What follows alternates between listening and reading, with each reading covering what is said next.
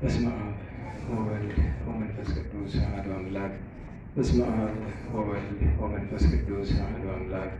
በስመ አብ ወወልድ ወመንፈስ ቅዱስ አሐዱ አምላክ አሜን። ይትባረክ እግዚአብሔር አምላክ እስራኤል ወአምላክ አበዊነ ቅዱሳን ዘተሳሃለነ ወገብረ መድኃኒተ ለሕዝበ ዚአሁ።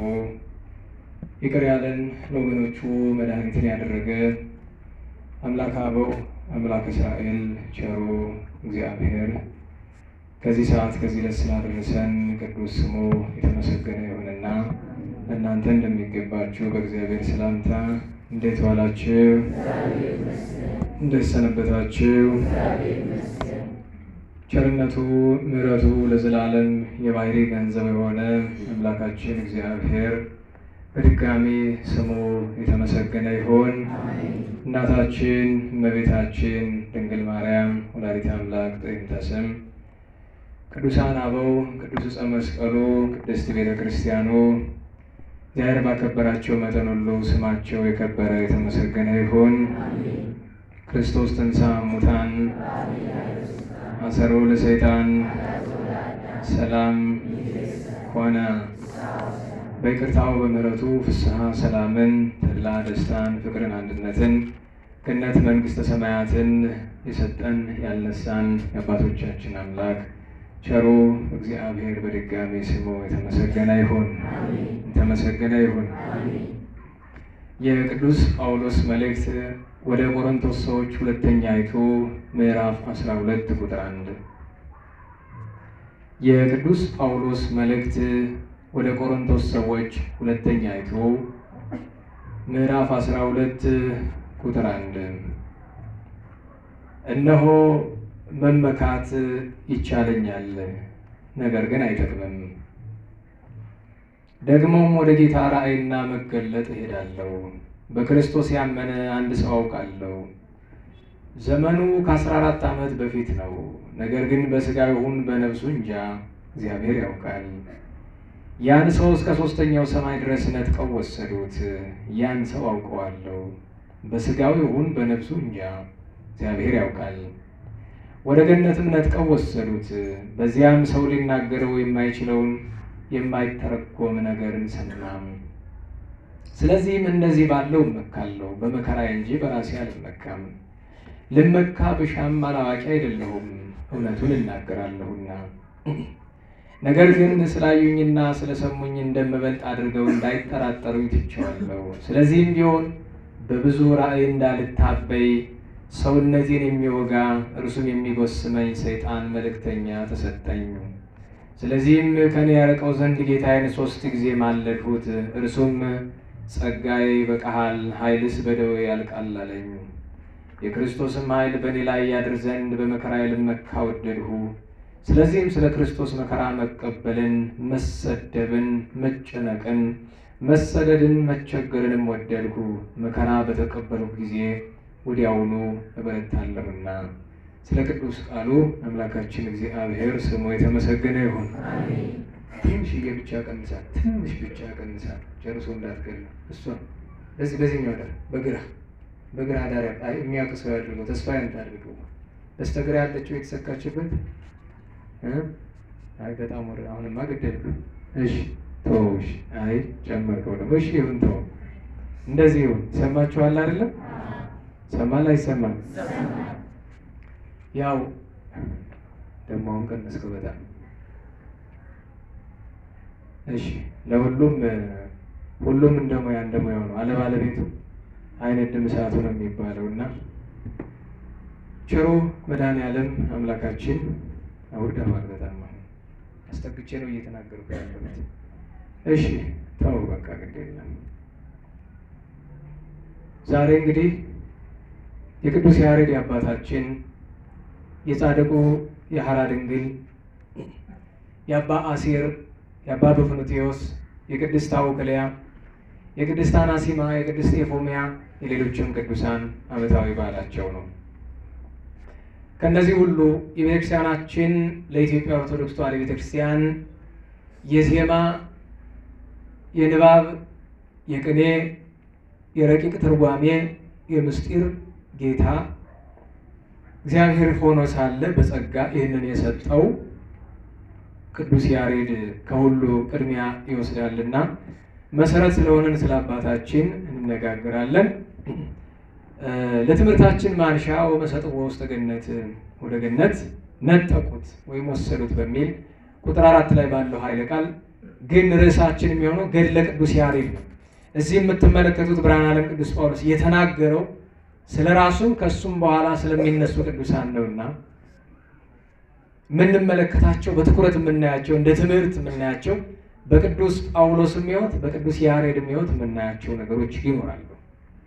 በተለይ የዛሬ 2 ሳምንት ስለ ህልምና ስለ መገለጥ ስለ ራእይ ጥቂት ነገር እላለሁ ብዬ ነበርና በዚህ አስታክኬ የዚህ ዘመን የኦርቶዶክሳውያን ትልቁ በሽታችን አብዛኞቻችን ህልም አላሚዎች መሆናችን ነውና በሱ ጉዳይ ላይ ትንሽ ተግሳጽ ይኖረዋል። ለናላችሁ መልካም እግዚአብሔር ቢወድ መዝሙር ስላለ አጠር ለማድረግ እንሞክራለን። ግን አባታችን ቅዱስ ያሬድ ዕለቱ ነውና እነርሱ የሚያቀርቡት መዝሙር እንዳለው ነው። በኋላ አገልጋይ ወንድም እህቶቻችን እኛ ደግሞ መሰረተ ዜማ ወጠነን እንዘምራለን ማለት ነው። በቅዱስ ሥላሴ በቸሪቱ በማምላክ በቅዱስ ዕፀ መስቀል እግዚአብሔር ባከበራቸው ቅዱሳን ስም በጋራ እንዘምራለን። መሰረተ ዜማ ወጠነ ያሬድ ካህን መሰረተ ዜማ ወጠነ ያሬድ ካህን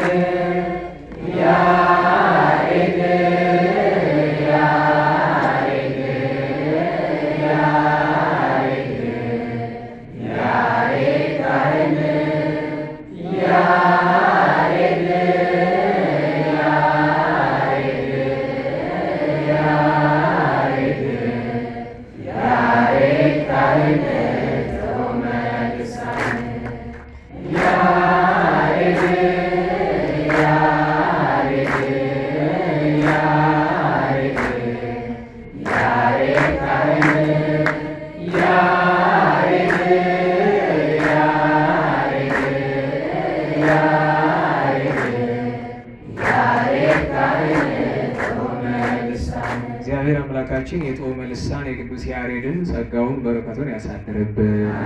ጸጋውን በረከቱን ያሳድርብን። ሁሉ በእርሱ ይመሰገናል፣ የእርሱ ምስጋና ደግሞ ይበልጣል። ለምን? እርሱ ጣዕመ ዝማሬ በቅዱሳን ማዕረግ በተደጋጋሚ እንደምነግራችሁ አንድ ሰው መዘምር፣ ዘማሪ፣ ሊቀ መዘምራን እንደዚህ የሚሉ ቃላትን ደጋግመን የምንነቅፈው ቃሎቹን ሳይሆን የተሸከሟቸውን ሰዎች የምንነቅፋቸው በዚህ ዘመን በጣም ትልቁ በሽታ ሰዎች ለራሳችን የሰጠነው ነገር አለ። ቅዱስ ጳውሎስ ስለተሰጠው ጸጋ ለመናገር ምን ያክል እንደሚሰቀቅ ተመልከቱ። በነገራችሁ ላይ ቅዱስ ጳውሎስ በዘመኑ ሲጠራ ማን ነበር የሚባለው? ጳውሎስ ብቻ። ደህና ዋላችሁ። ምን ነበረ ስሙ? ጳውሎስ። ከተጨመረለት ዝም ብሎ አንዳንዱ ሰዎች መጽሐፍ የሚለው ምንድነው? ጳውሎስ ብቻ። እኛ ስንጠራውሳ ቅዱስ ጳውሎስ ምን?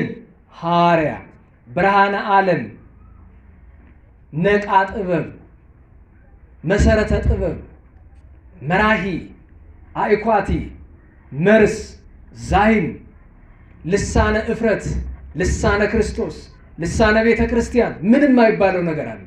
ይሄ ሁሉ እንግዲህ ሰው ጳውሎስ የሚለውን እንኳን የሰጠው ሰርጌዎስ የሚባል ሰው ሳውል ነው ስሙ የነበረው።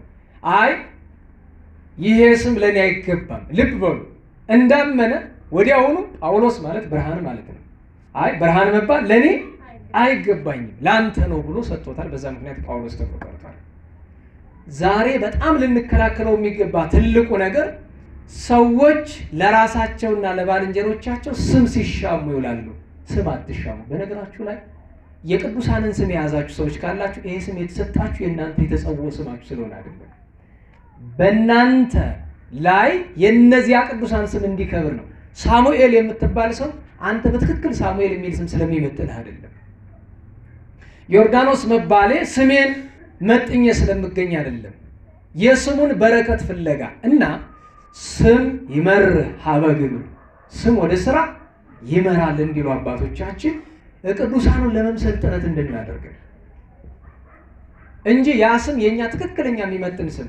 ለዛ ነው ብዙ ጊዜ ቅዱስ ቅድስት ብላችሁ ልጆቻችሁን አትጥሩ የምንል። ምክንያቱም ይሄ ደግሞ ጨርሶ የተጸውዖ ስም ሊሆን አይችልም። እና ከቅዱሳን ማዕረጋት አንዱ ጣዕመ ዝማሬ ነው።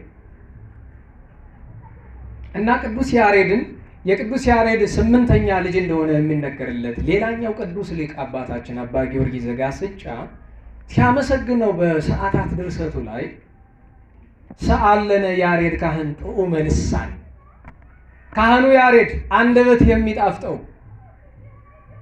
ለምንልን አማለን። ከመነሻው ታውቁታላችሁ። ሰአለነ አስተምህር ለነ ለምንልን አማለን ሰአለነ ያሬድ ካህን ጥዑመ ልሳን ካህኑ አንደበት የሚጣፍጠው ቅዱስ ያሬድ ለምንልን። መዘምር ዘበድርሳን ድርሳናትን ድጓውን ጾመ ድጓውን ዝማሬውን መዋሥዕቱን ምዕራፉን አንቀጸ ብርሃኑን ደርሶ ቅዳሴውን አስማምቶ በምድራሳት አድርጎ ዜማውን ከዘሩ ዘሩን ከምስጢሩ ምስጢሩን ከሕይወቱ አስማምቶ ይዘምር ስለነበረ ምን ይባላል? ጥዑመ ቃል ጥዑመ ዜማ ርዕሰ መዘምራን ሊቀ መዘምራን ይባላል። ስለዚህ የቅዱስ ያሬድን መጻሕፍት ያልተማረ ሰው ሊቀ መዘምራን አይባልም። ይሄ በጣም አስነዋሪ ነገር ነው። ምን ይላል? የቅዱስ ያሬድን ጸዋትወ ዜማ ያልተማረ ሰው በፍጹም ሊቀ መዘምራን እንኳን ሊቀ መዘምራን መዘምር አይባልም። ምክንያቱም መዘምር የማን ስም ነው? የቅዱስ ያሬድ ነው። ያሬድ ካህን ጥዑመ ልሳን ብሎ መዘምር ዘበድርሳን እንዚራ ለቤተ ክርስቲያን አሁን መዘምር ብሎ ነው የሚጠራው። አባ ጊዮርጊስ ቅዱስ ያሬድን መዘምር ብሎታል። መዘምራን ወደ መድረክ ስትባሉ እንኳን ስቅቅ ይበላችሁ፣ ስቅቅ ይበል። አይመጥንም ለኛ ስሙ ከኛ በጣም በላይ ይሄድ ነው። ጣዕመ ዝማሬ ማለት በቅዱሳን ማዕረግ 4ኛው ነው በቤተ ጉባኤ አቆጣጠር፣ በመደበኛው ትርጓሜ 3ኛው። 24 ሰዓት እንግዲህ የቅዱስ ያሬድን የጣዕመ ዝማሬ ሀብት የምታውቁት በምንድን ነው? ቅዱስ ያሬድ በአጼ ገብረ መስቀል ፊት ሲዘምር አጼ ገብረ መስቀል በዝማሜው ተመስጦ ላይ በትረ መንግስቱ ከላይ መስቀል ከታች ጦር አለው። የቅዱስ አጼ ገብረ መስቀል አብሮ ሲዘም ቆይቶ ወደ ታች ሲያወርድ ዝማሜው ወስዶ እግሩ ላይ ቸከልበት። የሚገርማችሁ ነገር ቅዱስ ያሬድ ጦሩ እግሩን በስቶት መሬት ላይ ተተክሎ አጣብቆት ይታወቀው ነበር? አይታወቅም። ለምን? ይሄ ነው ጣዕመ ዝማሬ ማለት። አንዳንድ የቀላል ምርቃት ይመስላል። ማክሰኞ፣ ሐሙስ፣ ቅዳሜ መዝሙር ታጠናና እዚህ ላይ ቆመ 1 2 3 መዝሙር ታቀርባለህ። ምንድነው የሚባለው ሲመረቅ? እግዚአብሔር ይስጥልን ዝማሬ መላእክትን ያሰማልን። ይሄን እንኳን ዋጋ ተሰጥተን ሰንበት ተማሪዎች ያላችሁ መዝሙር እያጠኑ ነው መሰለኝ ዛሬ ያቀርባሉ። ሰንበት ተማሪዎች እስኪ ሌላም ሰንበት ትምህርት ቤት የምትማሩ ዝማሬ መላእክትን ያሰማልን ሲባል አያችሁ፣ ክርስቲያን ያለመሆናችን መገለጫው ዝማሬ መላእክት ያሰማልን ሲባል ትርጉም አይሰጠንም። ብዙ ጊዜ ለምደናል። ዝም ለተጎንብሰ ተቀበለን ደስ ብሎን እንቀበለዋለን። ደስ ብሎን ለምን? ዝማሬ መላእክት ምን አይነት እንደሆነ አባ ሕርያቆስን ጠይቁት።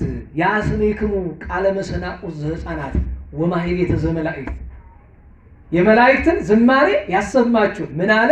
ዘያጠልል አይጽምትም ብዛት ጣዕሙ ከጥፍጥናው። ጥፍጥና ታውቃላችሁ? እንዴት ዋላችሁ?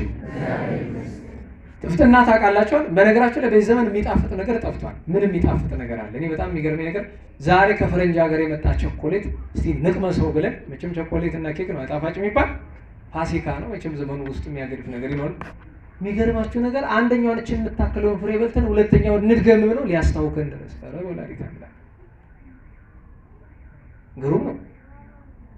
ግን የሆነ ነገር አለው። እኔ ብዙ የሚጣፍጡ ነገሮችን ለመቀስ ሞክረን ይሆናል። በትክክል የሚጣፍጥ ነገር ማግኘት ለምን ብትሉ ጊዜው ራሱ ሰው የሰው ጥፍጥና ሲያልቅ የምግቡ ጥፍጥና አብሮ እያለቀ ሄደ። ምን ይባላል? እናቶቻችን ምግብ መጣፈጥ አለመጣፈጡ የሚገልጹበት ቃል አለ። ማጩራ ታውቃላችሁ? እነ ጤፍ ምንድነው አታውቁትም? አውቃለሁ። ማጩራ ይባላል አይደል? የጤፍ ማጩራ የእንጀራ ይባላል። ለሁሉም ጥፍጥና ሲባል የቅዱሳን መላእክት የዜማው ጣዕሙ አጥንት ያለመልማል። እሰቡት፣ አጥንታችሁ ከሁላችሁ የደረቀ ነው። ደረቅ እኮ ነው። መንፈሳዊ ድርቅና ማለት ነው። በስጋ የለመለመ ነው። ለምን እንኳን በፋሲካ በአብይ ጾምም አጥንት የለመለመ ነው ይታወቃል። ለምን ስጋውን ትተውልኝና እኔም እናንተም 3-4 አይነት ምግብ ነው ምን በላ አይደለም? በዚህ ክክ፣ በዚህ ምስር፣ በዚህ ሽሮ፣ በዚህ ጎመን፣ በዚህ ደግሞ ሌላ ጎመን 3-4 ዘመድ አለው ጥቅሉ ዝርቡ ምናምን እያልክ ታስቀምጥልኛለህ። ያንን ትበላለህ። ከዚያ ሲል ደግሞ የጾም ቅቤ አለ፣ የጾም ወተት አለ፣ ሰፕሊመንተሪ የሚባል አለ አይደል? ደግሞ አጋዥ የሚባሉ የተውጣጣ በካሎሪ የተመጠነ አለ። እሱን ሁሉ በመንፈሳዊ መለኪያ ብንመለከተው ግን አጥንቶቻችን የደረቁ ናቸው ከመንፈስ ቅዱስ ሀብት የተነሳ። ለሁሉም የቅዱስ ያሬድ ጣዕመ ዝማሬ ማለት ይሄ ነው ለማለት ነው። እንግዲህ ስለ ቅዱስ ያሬድ ለመነጋገር እግረ መንገዱን የቅዱስ ያሬድን ትንሽ አጭር ዜና ህይወቱን እንመልከትና ከቅዱስ ጳውሎስ ጋር አጣምረን እንመለከተዋለን። ቅዱስ ያሬድ የተወለደው አብዛኞቹን ሊቃውንት የሚያስማማው በ505 ዓመተ ምህረት ያውሩት ባልኩ እግር አታመሳቅሉ ጉባኤ ስትቀመጡ እግር ማመሳቀል የለም። አውሩት። እግር ማመሳቀል በቤተ ክርስቲያን ትውፊት የትዕቢት ምልክት ነው። እንኳን ከእግዚአብሔር ፊት ከትልቅ ሰው ፊት እግር ማመሳቀል የለም። እኛ አድርገን አናውቅም። የፈለገ ብትል ወገቤን አመመኝ ብትለኝ ከአንተ 4 እጥፍ ወገብ የተሸከሙ ሰዎች ስላለ አይጭነቅም። ዝም ብለህ ቀጥ ብለህ በእግዚአብሔር ፊት ሲቆም እንደዚያ ነው አይደለም? ፍሬው ወደ እግዚአብሔር በኩል ልልኩም ይባላል። በሙሉ ልባችሁ እግዚአብሔርን ፍሩት ማለት አንዴ ነው። ለእርሱ እንዳይመስለው ለሁሉ ነው። ማስተማሪያ ምክንያት አድርገውት ብዬ ነው። አብዛኛው ሊቃውንት የሚያስማማው ቅዱስ ያሬድ የተወለደው በ505 ዓመተ ምህረት ነው። በ505 ነገር ግን አንዳንድ ሊቃውንት በ495 ነው የተወለደ የሚሉ አሉ። እሱ አያጣላም፣ ችግር የለውም። የሚያስማማን ግን በ505 አክሱም ከተማ ነው የተወለደ። እናቱ ታኡክልያ ትባላለች። አንዳንዶቹ ክርስቲና ይሏታል። አባቱ አብድዩ ይባላል። አንዳንዶቹ ይስሐቅ ይሉታል። ስመ መንታ ሊሆኑ ይችላሉ። አንዳንድ ሰው ክርስቲና ስመ መንታ የሆነ ሰው አለ። ለምሳሌ አሁን እኔ ለምሳሌ የዓለም ስም አለ ዮርዳኖስ፣ ከዛ ክርስትና ስም ገብረ መድኅን አለ አይደል? የዓለም ስም ሌላ አለ፣ እናንተ የማታውቁት ሌላ የሚያውቀው ሰው ይኖራል። እያንዳንዳችሁ እኔ የማላውቀው ይኖራል። ልክ እንደዛ ስመ መንታ አብድዩ ወይም ይስሐቅ የአባት ስም፣ ክርስቲናዊ ታውክልያ የእናት ስም ነው። በዘመኑ በአክሱም አካባቢ የአብነት መምህር የነበረው ጉባኤ ዘርግቶ ብሉይ ሐዲስ የሚያስተምር ጌዲዮን የሚባል ምሁር ነበረ። ሊቅ ጸጋ እግዚአብሔር ያለው ሰው። የቅዱስ ያሬድ ታሪክ ሁላችሁ ስለምታውቁት እንዲህ አይነት ነገሮችን ባጭር ለማለፍ መሞከር ነው። ቅዱስ ያሬድ ተወልዶ በ7 ዓመቱ ትምህርት ቤት ገብቶ መጀመሪያ ሀግዕዝ ሁካዕብ እያለ ሲቆጥር ቆይቶ ከዚያ ግን ወደ ዋናው ትምህርት ሊገባ ሲል ከትምህርት ሁሉ ዳዊት መድገም ብቻ ያውቃል። ዳዊት ጸሎት ነው። በነገራችሁ ላይ መቅድመ ኩሉ ማህረቦሙ ለውሉድክሙ ተብሎ በቅዱሳን ሐዋርያትም በሰለስቱ ምዕት መጽሐፍም የታዘዘው ማንኛውም ክርስቲያን መጀመሪያ የዳዊትን መዝሙር፣ የሰሎሞንን መጻሕፍት፣ የሲራክን መጻሕፍት እና የሐዋርያትን ዲድስቅልያ መማር አለበት። ሕፃናትን ማስተማር ያለብን ከሐዋርያት መጻሕፍት ለይተን ዲድስቅልያን መጀመሪያ፣ ከነቢያት መጻሕፍት መካከል መዝሙረ ዳዊትን፣ የቅዱስ ሰሎሞን 5 መጻሕፍትን በተለይ ምሳሌያቱን፣ ከዚያ ጥበበ ሲራክን ማስተማር አለብን። እርሱ ለጸሎት ያክል መዝሙረ ዳዊትን ጥቂት ያውቃል። ሌላው ነገር ግን አልገባው አለ። ሊያጠናው ሲሞክር አያዘው። ለምን ቢሉ እግዚአብሔር ለኋላ ትውልድ ምክንያት ሊያደርገው ፈልጎ ነው እንጂ ሰነፉን አልነበረም። የትጋት ችግር ኖሮበት አይደለም። ግን ሞከረ። በተለይ አባቶቻችን ምን ይላሉ? አንዲት ምስጢር ለማጥናት 7 ዓመት ወሰደበት። እንደና ዋላችሁ። ልብ በሉ። አሁን ቅዱስ ያሬድን ሰነፍ ማለት አይቻልም። በጥንት ህይወቱ እንኳን በመጀመሪያ ህይወቱ ከትል ትጋትን ተማረ ብለን ስንል ተስፋ አለመቁረጥን ነው እንጂ ትጋትን አይደለም የተማረው። ትጋትማ ወትሮም ትጎ ነው። እንዴት ዋላችሁ? አንዲት ተራ እውቀት ለማወቅ 7 ዓመት ትለፋላችሁ። እውነት ለመናገር 8ኛ ክፍል ላይ 3 ዓመት ብትወድቁ 4ኛ ትገባላችሁ? አትገቡም። እርግጠኛ ነኝ። 7 ዓመት አንዲት ቀለም አንዲት ምስጢር ለማያዝ ተቸገረ። መጨረሻ ላይ ምን ይሄ የማይገባው ብሎ ጨንገር አንስቶ ሙልጭ አድርጎ ገረፈው፣ ደበደበው። ጌዲዮን መምህሩ ደበደበው። ይሄ ልማድ ነው። አስተማሪ ተማሪውን ይገርፋል፣ ይቀጣል። በጣም ስላመመው ያው መቼም በቤተ ክህነት ስላላደጋችሁ አታውቁትም። በቤተ ክህነት ስታድጉ የአብነት ተማሪ ስትሆኑ ለምሳሌ ዳሴ ማርያም መጀመሪያ የዘውትር ጸሎት ታጠናላችሁ። በጣም የሚቸገረው ሰው ጸሎት ሃይማኖትን ማጥናት ነው። የዘውትር ጸሎት ላይ ውዳሴ ማርያም ላይ በጣም የሚቸገረው አሁን ግብረ ድንግልና የአቢ ክብራ ተመጣጣኝ ናቸው። ግን ግብረ ድንግልን ካጠና የአቢ ክብራ ቀላል ነው። ለምን? ቀለሙ ለመያዝ ይቀላል። ከዚያ ሄዶ ትጸር ትንሽ ትከብዳለች። አንቀጸ ብርሃን ገብቶ ዘኮንኪን ካጠና ውዳሴ ማርያም አለቀ ማለት ነው። አሁን ለኪደሉም እኮ ረጅም ነው።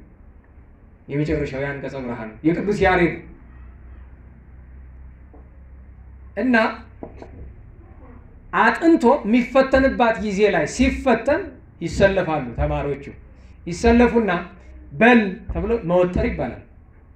መወጠር ማለት ሰዎችን ቻሌንጅ ማድረግ፣ መፈተን። ቻልከው ያልቻልከው ችየዋለሁ አጥንቼዋለሁ ብሎ መጥቶ ካልሆነለት ከጎኑ የተወጣው በትክክል ያለው ካለ በል እሱን አሽኮኮ አድርገው ይባላል። የተወጣው ያልተወጣው ያልቻለው ትከሻ ላይ ይወጣና በላሁን ላዩን አስጠናው ይባላል። ያስጠናዋል። በዚህም ካልተሳካለት ና ተብሎ በእግራቸው ስራ አስቀምጠው ጨንገሯን መሬት ላይ ጣል አድርገው በስመ አብ ወወልድ ወመንፈስ ቅዱስ አዳም ብለው ባርከው ሙልጭ አድርገው ወይ ገልበው ይገርፉታል፣ ወይ ጀርባውን ልጅ ከሆነ ገልበው ነው የሚገርፉት። ምንም ችግር የለም። አዎ ሱሪውን አሰልቆ ይገርፉታል። ምን ችግር አለ? ሕፃናት ሆነማ ከፍ ያለ እንደሆነ እንደለበሰ ይገርፉታል። እንዲያም ካለ በጭን ውስጥ ገብተው ያነሱለታል፣ ይቆነጥጡታል። ከዚያ በሚቀጥለው ቀን ግዱን አጥንቶ ይመጣል። ግን አንዳንዴ ዱላው ከበድ ያለ ይሆናል። ለምሳሌ በከዘራ ቢማቱ በጣም ከባድ ነው። እሱ ብቻ ሳይሆን በጭራት እንትን ብለው አይን ላይ አደጋ የደረሰበት አጋጣሚ አለ። ሁሉም ነገር ጥንቃቄ ይጠይቃል። ልጅ ሲቀጣ፣ ተማሪ ሲቀጣ ስላመመው ረንዴው ይቅርብኝ አለማለም ብሎ ሄደ። እዚያች ቦታ ማይኪራ የምትባለው ቦታ ላይ ክሬዋህ የሚባል ትልቅ ዛፍ አለ። በነገራችሁ ላይ የዛፍ ልጅ ነው የሚባል ዛፍ አሁንም አክሱም አለ። ያ ክሬዋህ የሚባል ዛፍ ላይ ታቹ ማይኪራ አለ። የንግስተ ሳባ የመጠመቂያ ነው ተብሎ የሚታመንበት ቦታ ነው። እና እዚያ አልፍ ብሎ እዚያ ተቀምጦ እያለ ነው ያችትን 6 ጊዜ ወጥታ አንዲት ፍሬ ለመብላት ተሰዋት ነው ስትበላየና ለዚያ ነው ሰላም ለያሬድ ስብሐተ መላእክት ለህዋጼ እንተ አይረገ በልቡ ህሊና መንፈስ ረዋጼ ለትምህርተ መጽሐፍ ገባ ማበኮነ ነፋጼ በብዙ ጻማ ዛልቦ ቁጻጼ መልተቡ እንደ ኦም ነጽሮን ዚያርግጼ ብሎ የእርሱ 9ኛ ልጅ የሆነው አባ አርከስሉስ ያመሰግነው። ከትል እኛ ከቅዱሳን መማር አቅቶናል። ከቅዱሳን ህይወት እንኳን ከትል ተማረ። ተመልሶ አባቴ ደብድበኝ እንደፈለክ የፈለክ አድርገኝ ብሎ እየተማረ ሲጸልይ ያድራል። እየተማረ ሲጸልይ ያድራል። ማንን ነው የሚለምን? እመቤታችን ምስጢር ግለጭልኝ እመቤቴ፣ እንደ ጓደኞቼ እባክሽ ሲለምናት አንድ ቀን ሌሊት እመቤታችን ድንግል ማርያም ቅዱስ ኡራኤልን ይዛ መጣች። ጽዋ ልቡና አጠጣችው። ከዚያ ጊዜም አልወሰደበት። ብሉይን ሐዲሱን በቃሉ አጠና ከነሐተታው ከነምስጢሩ። ከዚያ በራሱ አንድምታ ያወጣለት ጀመረ፣ ይተረጉም ጀመረ። እንዲህ ያለ ክህነት ተቀብሎ ሲያገለግል ኖሯል። ኋላ ግን እግዚአብሔር ለኢትዮጵያውያን ጥንት ነው ያዘጋጀው። በነገራችሁ ላይ ያው አባቶች ሲያስተምሩት ሰማላችሁ አይደለም? መዝሙረኛው ቅዱስ ዳዊት የተናገራቸው ብዙ ኃይለ ቃላት አሉ። ሁለቱ ግን ይደነቃሉ። አንደኛው ኢትዮጵያ ታበጽ እደዊሃ ሀበ እግዚአብሔር፣ ኢትዮጵያ እጆቿን ወደ እግዚአብሔር ምን እንዴት ዋላችሁ? ወደ እግዚአብሔር ምን ይሄ ሙቀት ወትሮ ነው አልቀረልንም። መብራቱን አብሩትማ ሰው ሊተኛብኝ በሉ አሁን እዚያ ጨለማ አካባቢ አብሩት መብራት። ወትሮኑ ከሙቀት አልተረፍንም። አዎ ይሻላል። ደግሞ ይሄ ሞቀም ኮስታ መካኙ ነው እንጂ ሞቃችሁ መቼም ሰው ልክ ሕፃን ልጅ ተመትቶ ሲደማ ቆይቷል። ምንም አላለም። እዛ በመስታወት ደግሞ ብታሳዩት ለለቅ ነው የሚያደርገው። በቃ ልክ እንደዛው ልክ መብራቱ እንደበራ አንዳንዱ ሰው ይላል ውሸታችን ማለት ነው። ግን ቀላል ነው፣ ሙቀት የለውም፣ ደህና ነው። ካለም መቻል ነው። ምን ብዬሽ ያቆም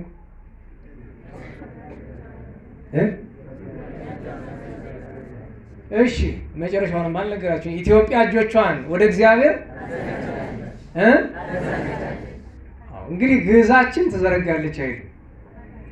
ምንድነው የሚለው? ታደርሳለች። ታበጽህ ነው፣ ታበጽህ ነው የሚለው። ታደርሳለች። እንግዲህ እጀ ሰማይ እግዚአብሔር ደርሶ ባዶውን ይመጣል? መጀመሪያ በብሉይ ኪዳን ወደ እግዚአብሔር የሄደው እጅ የኢትዮጵያ እጅ ምን ይዞ መጣ? ታቦተ ጽዮን፣ ሕገ እግዚአብሔር። ኋላ እንደገና ደግሞ ቅዱስ ያሬድ የሚባል የኢትዮጵያ እጅ ወደ ሰማይ ሄዶ ምን ይዞ መጣ? ዜማ፣ ዝማሬ። ከዚያ በአፄ ዳዊት ምክንያት ደግሞ የተላከው እጅ ምን ይዞ መጣ? ግማደ መስቀሉን ይወጣ። እግዚአብሔር ያውላችሁ ወደ እግዚአብሔር ታደርሳል። አንድ ሰው። ሁለተኛ ወሀብኮሙ ሲሳዮሙ ለሕዝበ ኢትዮጵያ፣ ለኢትዮጵያ ሰዎች ምን ሰጣቸው? ምግባቸውን። እኛ ምግባችን ምንድን ነው? እንጀራ ቂጣማ እግዚአብሔር ለሱዳን ሰው አልሰጠም? ለሞሮኮ አልሰጠም? ስለዚህ ምግባቸውን ሲል ምን ማለቱ ነው? ምግበ ነፍስ። ምግበ ነፍስ ምንድን ነው? ቃል እግዚአብሔር፣ ዝማሬ፣ ዜማ፣ ስጋው ደግሞ ድህነት ነው ምግበ ነፍስ። ስለዚህ እግዚአብሔር ጊዜው ደርሶ ሊሰጥ ሲፈልግ ልክ ከሴቶች ሁሉ መርጦ ከድንግል ማርያም እንደተወለደ በዓለም ካሉ ሊቃውንት ሁሉ መርጦ የመላእክትን ዝማሬ ጣዕመ ዜማ ለቅዱስ ያሬድ ሊገልጥ ወደደ። ለምን ብትሉ ቅዱስ ያሬድ ለዛ የተገባ ሆኖ በፈጣሪው ፊት ተገኝቷልና። ለምን? ንጽህና ወዳጅ ነው። ለምን? አንዳንዶቹ ንጽህና ወዳጅ ነው ስንል አይ በአንዳንድ ትውፊት እኮ ጋብቻ ውስጥ ገብቶ ነበር ይላል። ጋብቻ ንጽህና ያጎድፋል እንዴ? እንዴት ዋላችሁ? ኧረ እንዴት ዋላችሁ? ጋብቻ ንጽህና ያጎድፋል? ከቅዱሳን ሁሉ አባታችን አብርሃም ይበልጣል። ማንም ቅዱስ ከአብርሃም ጉያ ነው እንደው የሚገባው አይደለም። አብርሃም አባታችን ባለ ጋብቻ ነው። ማወቅ አለብን። ጋብቻ ሰውን አያጎድፈውም። እንዲያው እንኳን እንደዛ የሚል ትምህርት አሁን ብዙ ጊዜ ቅዱስ ያሬድ አግብቷል አላገባም ክርክር። ምን አከራከረን? ቢያገባም ክብራችን ነው፣ ባያገባም ክብራችን ነው።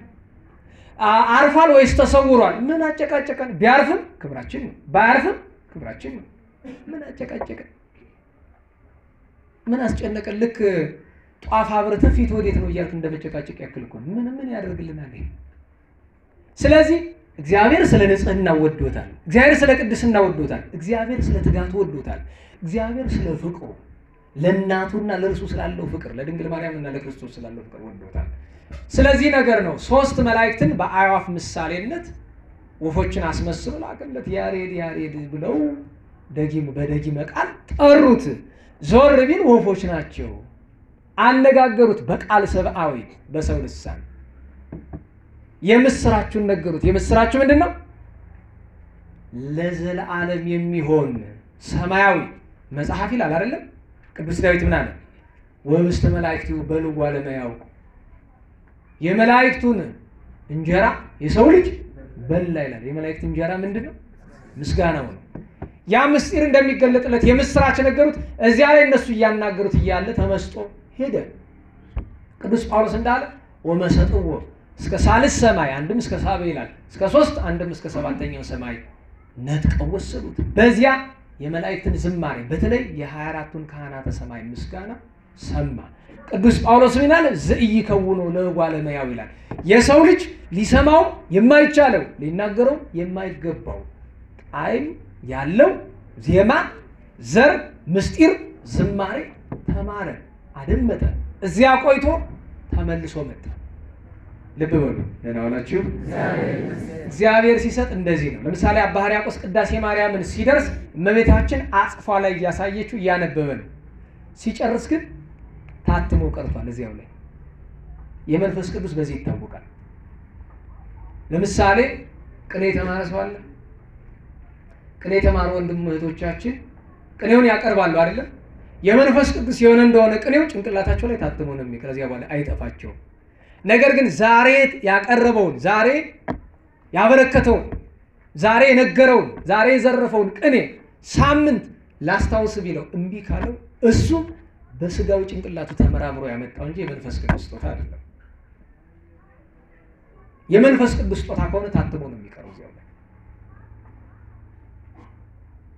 ለምሳሌ ቅዱስ ቄርሎስ አንድ ሃይማኖት መጽሐፍ ቅዱስን ያነበውና ምን ይለዋል አባቱ ቅዱስ ቴዎፍሎስ ለምእመናን አንብብላችሁ ይላል። ለምን ጣዕመ ቃሉ ቅዱስ ቄርሎስ ካነበበ ልክ ከሐዋርያት ከሰባ አርድእት አንዱ እንደነበረው እንደ ቅዱስ ፊልሞና ጣዕመ ቃል ሲያነብ ክፉ ሰው ሁሉ ደግ ይሆናል። ዝም ብሎ በማስነበብ ብቻ እንደው ሀተታ ሳይሰጥ ሳይመክር ሳይገስጽ በማንበብ ብቻ የሰው የተለወጠ ነበር።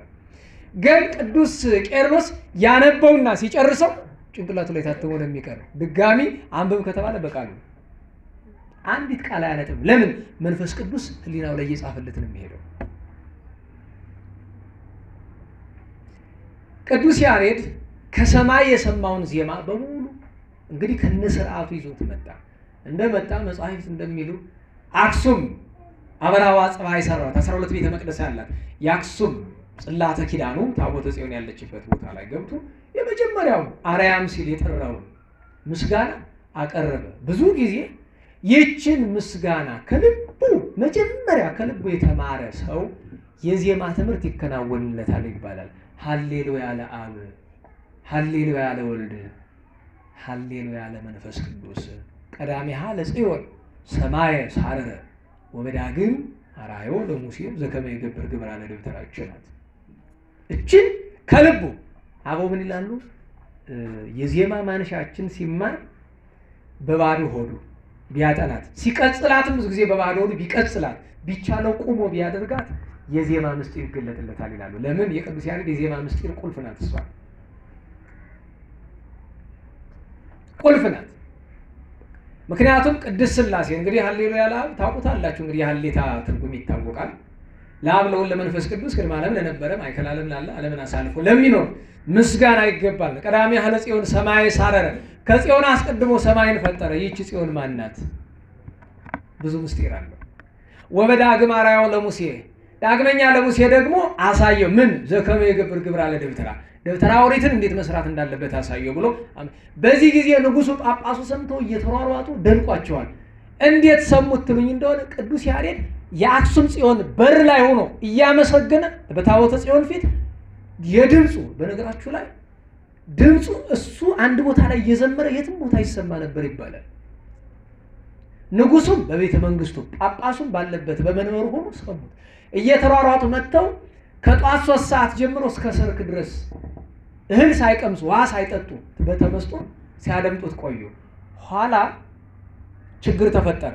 አጼ ገብረ መስቀልና ገዳማውያኑ አይ እግዚአብሔር ሥራ እንዲህ ያለ ዜማ በቅዱስ ያሬድ የሰጠህን ብለው አመሰገኑ። አንዳንድ በዘመኑ የነበሩ የተማሩ ሰዎች ግን የለም ይሄ ፈጠራ ነው፣ ይሄ ዝም ብሎ ያንንም እያለ ይቀባጥርብናል እንጂ ከእግዚአብሔር ያገኘው አይደለም ብሎ ተከራከሩ። ከዚያ ሱባኤ እንግባ። የቀድሞ ዘመን እንደዚህ ነው። ባይሆን ዛሬ ሱባኤ መጫወቻ ሆኗል። ባለፈው ነግራችሁ የለም እነዚህ መርከብ ምናምን እያሉ የሚያጨበረብሯቸው ምንድነው የሚሉ? በቃ ሱባኤ ግባና እግዚአብሔርን ጠይቅ።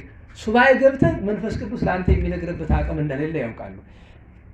ደህና ዋላችሁ። ግን የኛ አባቶች ሱባኤ ገብተው ስተት መሆኑን አረጋግጠዋል። ሱባኤ ከሆነ የሚፈልጉት የነሱ እንቅስቃሴ ፈጽሞ አጋንንታዊ እንደሆነ ዮሐንስ ራእይ በለው ኢትዮጵያ ዓለም ብርሃን የሚለው በለው በሙሉ አጋንንታዊ ስራ እንደሆነ አባቶቻችን ሱባኤ ገብተው አረጋግጠዋል። 4 ነጥብ ሱባኤ ነው የሚፈልገው። የእግዚአብሔር መገለጥ ነው የሚፈልገው። በኦሪት ዘጸአት ይቅርታ ኦሪት ዘኍልቍ ምዕራፍ 12 ላይ ቅዱስ እግዚአብሔር አሮንና ካህኑ አሮንና ቅድስት ማርያም ኢትዮጵያዊቷን ሲጳራን ስላገባ ሲቃወሙት መጥቶ ሲወቅሳቸው ምንድን ያለ? እኔ ከናንተ መካከል የመረጥኩት ሰው ቢኖር በህልም ወይም በራእይ እገለጥለታለሁ ነው ያለው አይደል? ሙሴ ግን በቤቴ ሁሉ የታመነ ነው፣ አፍ በአፍ እነጋገረዋለሁ። ቃል በቃል እግዚአብሔር የሚነጋገሩ አባቶች አሉ፣ ሰው የማያውቃቸው። እነዚህ ሰዎች ነግረውናል። ምን ትሆኑ እንግዲህ አባቶች ተናገሩ ከሆነ የምትፈልጉት ይሄው። ግን ከዚያ ሳንደርስ በመጽሐፍት መለኪያ ለክተን ቀሎ አጋንንታዊ ሆኖ አግኝተነዋል። ታዲያ ህልም መገለጥ ለዚህ ዘመን በነገራችሁ ላይ 100 ሰው ቢያልም 99ኙ ከሰይጣን የተነሳ እንደሚያልም ይታወቃል። ይህንን ስለሚያውቁ ህልም አይቼ እንደዚሁ ነው። ለምሳሌ መሀል ላይ ሰሞኑን ስለዚህ ጉባኤ ህልም ያየሽ እህት አለሽ አይደለም? ደህና ዋላችሁ? እንዴት ዋላችሁ? በልብሽ አሳድሪ። ስህተት ነው ማለልሽም ትክክል ነው። በሰው ሰምቻለሁ ስለ ጉባኤው ትንሽ ጉባኤውን የሚያደናንቅ ምናምን እንዲያው ያለ ነውና ሞቅ ያደርጋል ብትሰሙት። አረ ከዮርዳኖስ እየበቃ ነው ለማለት አይ መብቃት እንደምሽ ጉድጓድ ውስጥ ነው ያሉት ገና ወድቂ። ለምን መሰላችሁ? እንዲህ አይነት ነገር ተጠንቀቁ። ላንቺ ጉዳት የለውም። ላንቺ እንዲህ አይነት ነገር ያየሽበትን ምክንያት እግዚአብሔር ያውቀዋል።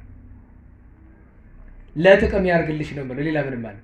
እኔ በበኩሌ ግን እንዲህ ያለ ነገር ሊናይ ላይ ማሳደር አልፈልግም። ለምን? አይ እግዚአብሔር በቸርነቱ የሚሰራውን ነገር የኔ ነው ብዬ ካያዝኩትማ ጉድጓድ ውስጥ ገባሁ። አውቃለሁ ጉባኤው የተከበረ ነው። አውቃለሁ በዚህ ጉባኤ መካከል ቅዱሳን እንደሚመጡ አውቃለሁ። ተውት። እመቤታችን እንዳለች አውቃለሁ። ተውት።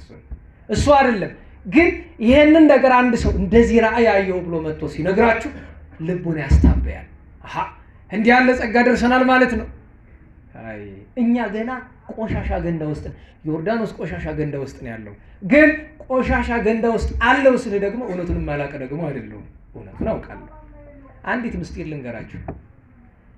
እኔ ኃጢአተኛ ነኝ፣ የምናገረው ግን ጽድቅ ነው። እኔ ቆሻሻ ነኝ፣ የምናገረው ግን ንጹህ ነው። እኔ ክፉ ነኝ፣ የምናገረው ግን በጎ ነው። ለምን? የምናገረው የኔ ሳይሆን የማን ነው? የእግዚአብሔር ነው፣ የመጽሐፉ ነው። ዳኛው ማን ነው ብለዋል የኔታ? መጽሐፉ ነው ዳኛው። ስተትም ካለ በመጽሐፍ ነው መዳኘት ያለበት፣ ትክክልም ካለ ልክ እንደዚያ ነው። ያ ግን ደግ ዘመን ነውና ሱባኤ ገብተው ታኅሳስ 7 ቀን ምስጢር ተገለጠላቸው። ከእግዚአብሔር መሆኑን አወቁ። ታርቀው የዚያን ቀን ቅዱስ ያሬድ ሲዘምርላቸው አለ። ከዚያ በኋላ ቅዱስ ያሬድ እዚያው አክሱም ላይ ተቀምጦ ሲያገለግል ደቀ መዛሙርትን ሲያፈራ ዘመናት አለፉ። እንዲህ ያለ ሲኖር ኋላ 9 ቅዱሳን በዘመኑ ነበሩና በተለይ ከአቡነ አረጋዊ ጋር በጣም ፍቅር ነበሩ። በጣም አቡነ ገሪማ በነገራቸው ላይ አቡነ ገሪማ ከመሰወራቸው በፊት ቅዱስ ያሬድ እዛው ገዳማቸው ደብረ መደራ ሄዶ ዛሬ የምታውቁት በ7 ዓመት አንዴ በሰንበት ሰኔ 17 ቀን እሁድ ቀን ሲገጥም የሚቆም መዝሙር አለ።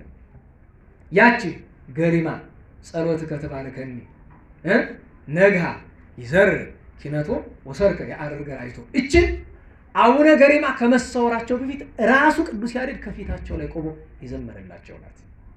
እግዚአብሔር መንፈስ ቅዱስ አዘዘ ለአቡነ ገሪማ ዛሬ ድረስ 1550 ዓመት አልፎ ዛሬ ድረስ የሚቀርበው የሊቃውንት መዝሙር በዕለተ ሰንበት የሚቀርበው ለአቡነ ገሪማ ቅዱስ ያሬድ ከፊታቸው ያደረሰው። ከዚያ ታውቁታላችሁ ደብረ ዳሞ የእመቤታችን ቤተክርስቲያን ስትታነጽ ያቀረበው ዝማሬ አለ። ከአቡነ አረጋዊና ከአፄ ገብረ መስቀል ጋር እስከ አርባ ምንጭ ድረስ ወርደው ስብከተ ወንጌል። በነገራቸው ላይ ቅዱስ ያሬድ ሰባኪ ወንጌል ነው፣ ሐዋርያ ነው። በኢትዮጵያ ምድር ከ9 ቅዱሳን ጋር ሆኖ ወንጌልን ያስፋፋ ቅዱስ ያሬድ ነው። ይህንን ሲያደርግ ቆይቶ ኋላ ግን አንድ ነገር አማረው። ታውቃላችሁ መቼም የሰው ልጅ የሚያምረው ብዙ ነገር ነው አይደል? ይሄ አምሮቱ ምን ነበረ? መመነን። ዓለምን ንቆ በበረሃ በዱር ወድቆ ፈጣሪውን ማገልገል ፈለገ። ግን አፄ ገብረ መስቀል እንደማይለቀው ስለሚያውቅ ከመውደዱ ከፍቅሩ የተነሳ እግዚአብሔርን መንገድ እንዲሰጠው ይለምነው ነበር። አንድ ቀን መንገድ ፈጠረለት። ይቺ መንገድ ምን ትባላለች? ቅድም የነገርኳችሁ ታሪክ ናት። ከፊቱ ቆሞ ሲዘምርለት ከጣዕሙ ብዛት የተነሳ በተመስጦ በትረ መንግስቱን እግሩ ላይ ቸከለበት። የሚገርማችሁ ከቅዱስ ያሬድ እግር የፈሰሰ ደም ብቻ አልነበረም፣ ደምና ውሃ አብሮን የፈሰሰ ለተአምር። ኋላ ቅዱስ ያሬድም ሲጨርስ ቢያይ እንደው እግሩን አጣብቆ መሬቱ ጋር አፄ ገብረ መስቀል ደነገጠ።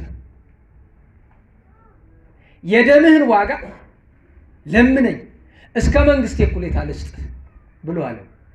እምቢ እንዳትለኝ ማልልኝ መጀመሪያ አለ። እሺ ብሎ ማለለት። እንድመንን አሰናብተኛለሁ። በነገራችሁ ላይ በጣም ያስቀር። እንግዲህ አሁን እናንተ ቤተ መንግስት ከንጉስ ከጳጳስ አሁን ለምሳሌ ጳጳሱ የዚህ ዘመን እኔን የመሰለ አገልጋይ ቀርቦ እንደው የፈለከውን ለምነኝ ቢለኝ አንድ ጳጳስ ምንድን ነው የምለው? መጋቤ እንትን በለኝ፣ ከዚህ ደብር ሹመኝ፣ ወይም ደግሞ አሜሪካ ስደደኝ። በቀደም አንድ ሰው ደወለና እንዲህ የሚባሉ ጳጳስ ውጭ ሊወስዱ ይፈልጋሉ። ገደል ጉድጓድ። ውጭ ማለት እኮ ለአንድ አገልጋይ ምን መሰላችሁ? ጉድጓድ። ጉድጓድ በግዙ ምን እንደሚባል ታውቃላችሁ? ሲኦል ይባላል። ሲኦል ማለት በጥሬ ቃሉ ምን ማለት ነው? ጉድጓድ ወይ መቃብር ማለት ነው። ለአንድ አገልጋይ ውጭ ሲሄድ ምክንያቱስ ምን መሰላችሁ? እንዲያው ሰባኪው እንዲያለኝ፣ እንዲያው ዘማሪው እንዲያለኝ፣ አንዱ ካህን እንዲያለኝ ይላሉ ውጭ። አትፍረዱ እንግዲህ። እዚህ ያለውን አጋንንት መቋቋም በጣም ከባድ ነው። ነገር ግን ሰው አሜሪካ ሆኖ አውሮፓ ሆኖ የተቀደሰ ህይወት መኖር አይችልም አንልም። ይቻላል አይደለም? እንዴት ዋላችሁ? እንዲያው ጥሩ ክርስቲያን ለመሆን ከአዲስ አበባና ከጎንደር ማን ይረዳል? በደንብ ንገሩኝ እንጂ። ጎንደር ይረዳል። ከጎንደርና ትክል ድንጋይ ማን ይረዳል? ትክል ድንጋይ ይረዳል። ከትክል ድንጋይና መሪና ጃኒ ፈንቀራ ከሚባል በረሃ ማን ይረዳል? ያኛም ይረዳል። ሁልጊዜ እንደምነግራችሁ ለስጋ በተመቸ መስፈርት ለነፍስ ይከብዳታል። አሜሪካ ችግሯ ሌላ እኮ አይደለም፣ ለስጋ በጣም ትመቻለች። ያ ማለት ለነፍስ አትመችም። ከጎንደርና አዲስ አበባ በጣም ለስጋ ይመቻል። ለስጋ ይመቻል ስለ ዳ የለውም እያልኩ አይደለም። በቃ እዛ ይመቻል፣ ለሚመቸው ይመቻል። ተውት እናስተውለው ብዬ እና እንዴት ያድርግ? ቅር እንዳይለው ምሏል፣ ሂድ እንዳይለው ያለሱ መኖር ይቸግረዋል። ገብረ መስቀል አለቀሰ። ኋላ ግን እሰናበታለሁ አንድ ቀን ብሎት በዚያች በስንብት ቀን ታቦተ ጽዮን ፊት ሄዶ እግዚአብሔር የገለጠለትን አንደኛውን ድርሰቱን 6ኛ ድርሰት ተብላ የምትቆጠረው ድጓውን፣ ጾመ ድጓውን አንዳንዶቹ ደርበው ይቆጥሩታል። ዝማሬውን፣ መዋሥዕቱን፣ ምዕራፉን እናውቃለን። የቅዱስ ያሬድ 6ኛው አንቀጸ ብርሃን በዜማ ነው። ጥንቱንም ስትደረስ በዜማ ነው። ይሄን ማወቅ አለብን። ልክ ውዳሴ ወግናይ ለማ አዶናይ ብሎ ኃይለ ቃል ከአንደበቱ ሲወጣ ከምድር ክንድ አፈፍ ብሎ ቆመ። ከኋላ አፄ ገብረ መስቀል እያለቀሱ፣ ጳጳሱ እያለቀሱ። በሁለት ምክንያት ነው የሚያለቅሱ። አንደኛ በዜማው በጣዕሙ በምስጢሩ፣ ሁለተኛ ግን ቅዱስ ያሬድን መለየታቸው ነው። ልክ ጨርሶ ወልኪ ሳይሎ ይክፍለነ ሰአሊ ለነ ቅድስት በእንተ ተሰገወት ወልደ አምላክ እምኔኪ ወብኪ ቅሩባነ ሆነ ምድር ለማሂደር ስታሪያም ብኪ ወስመ ወልኪ ቅሩባነ ሆነ ብሎ ሲያትም እግሩ መሬት ላይ ወረደ። ከዚያ ሊሸኙት መጥተው ጠለምት ተራራ ጫፍ ላይ ሲደርሱ ከታች አንዲት ሴት ውሃ ትቀዳለች። ምንጭ አለ። ከጀርባ ከተራራው ጀርባ ደግሞ አፄ ገብረ መስቀል፣ መኳንንቱ፣ ሊቃውንቱ፣ ጳጳሳቱ አሉ ከኋላ። ያን ጊዜ ምን አላቸው? ከፍ አድርጎ በዜማ ሰላም ለኩልክሙ። ያን ዜማ ሲያዜም ይላሉ አፄ ገብረ መስቀል በግንባሩ መሬት ላይ አፈር ላይ ወድቆ ተንከባለለ፣ አለቀሰ። በዜማ ነው። ከታች ግን ምን ትሰማለች? ያቺ ውሃ የምትቀዳ ሴት ወይ ቃል ብላለች። ዛሬ ድረስ ቦታው ምንድን ነው የሚባለው? ወይ ቃል ይባላል። እሷ ነች። በዛ ምክንያት ነው ወይ ቃል። ምን ማለት ፈልጋ ነው? በነገራችሁ ላይ በጣም ብዙ ጉሮሮ ያላቸው ሲያዜሙ በጣም የሚያስገርሙ ብዙ ሊቃውንት እናውቃለን አይደለ? ሁሉም በተደምሩት ግን የቅዱስ ያሬድን 100ኛ ያክል የዜማው ጥፍትና የጉሮሮ ለዚያ ነው ጡመ ልሳን መባል ከመንፈስ ቅዱስ የተነሳም ስለሆነ።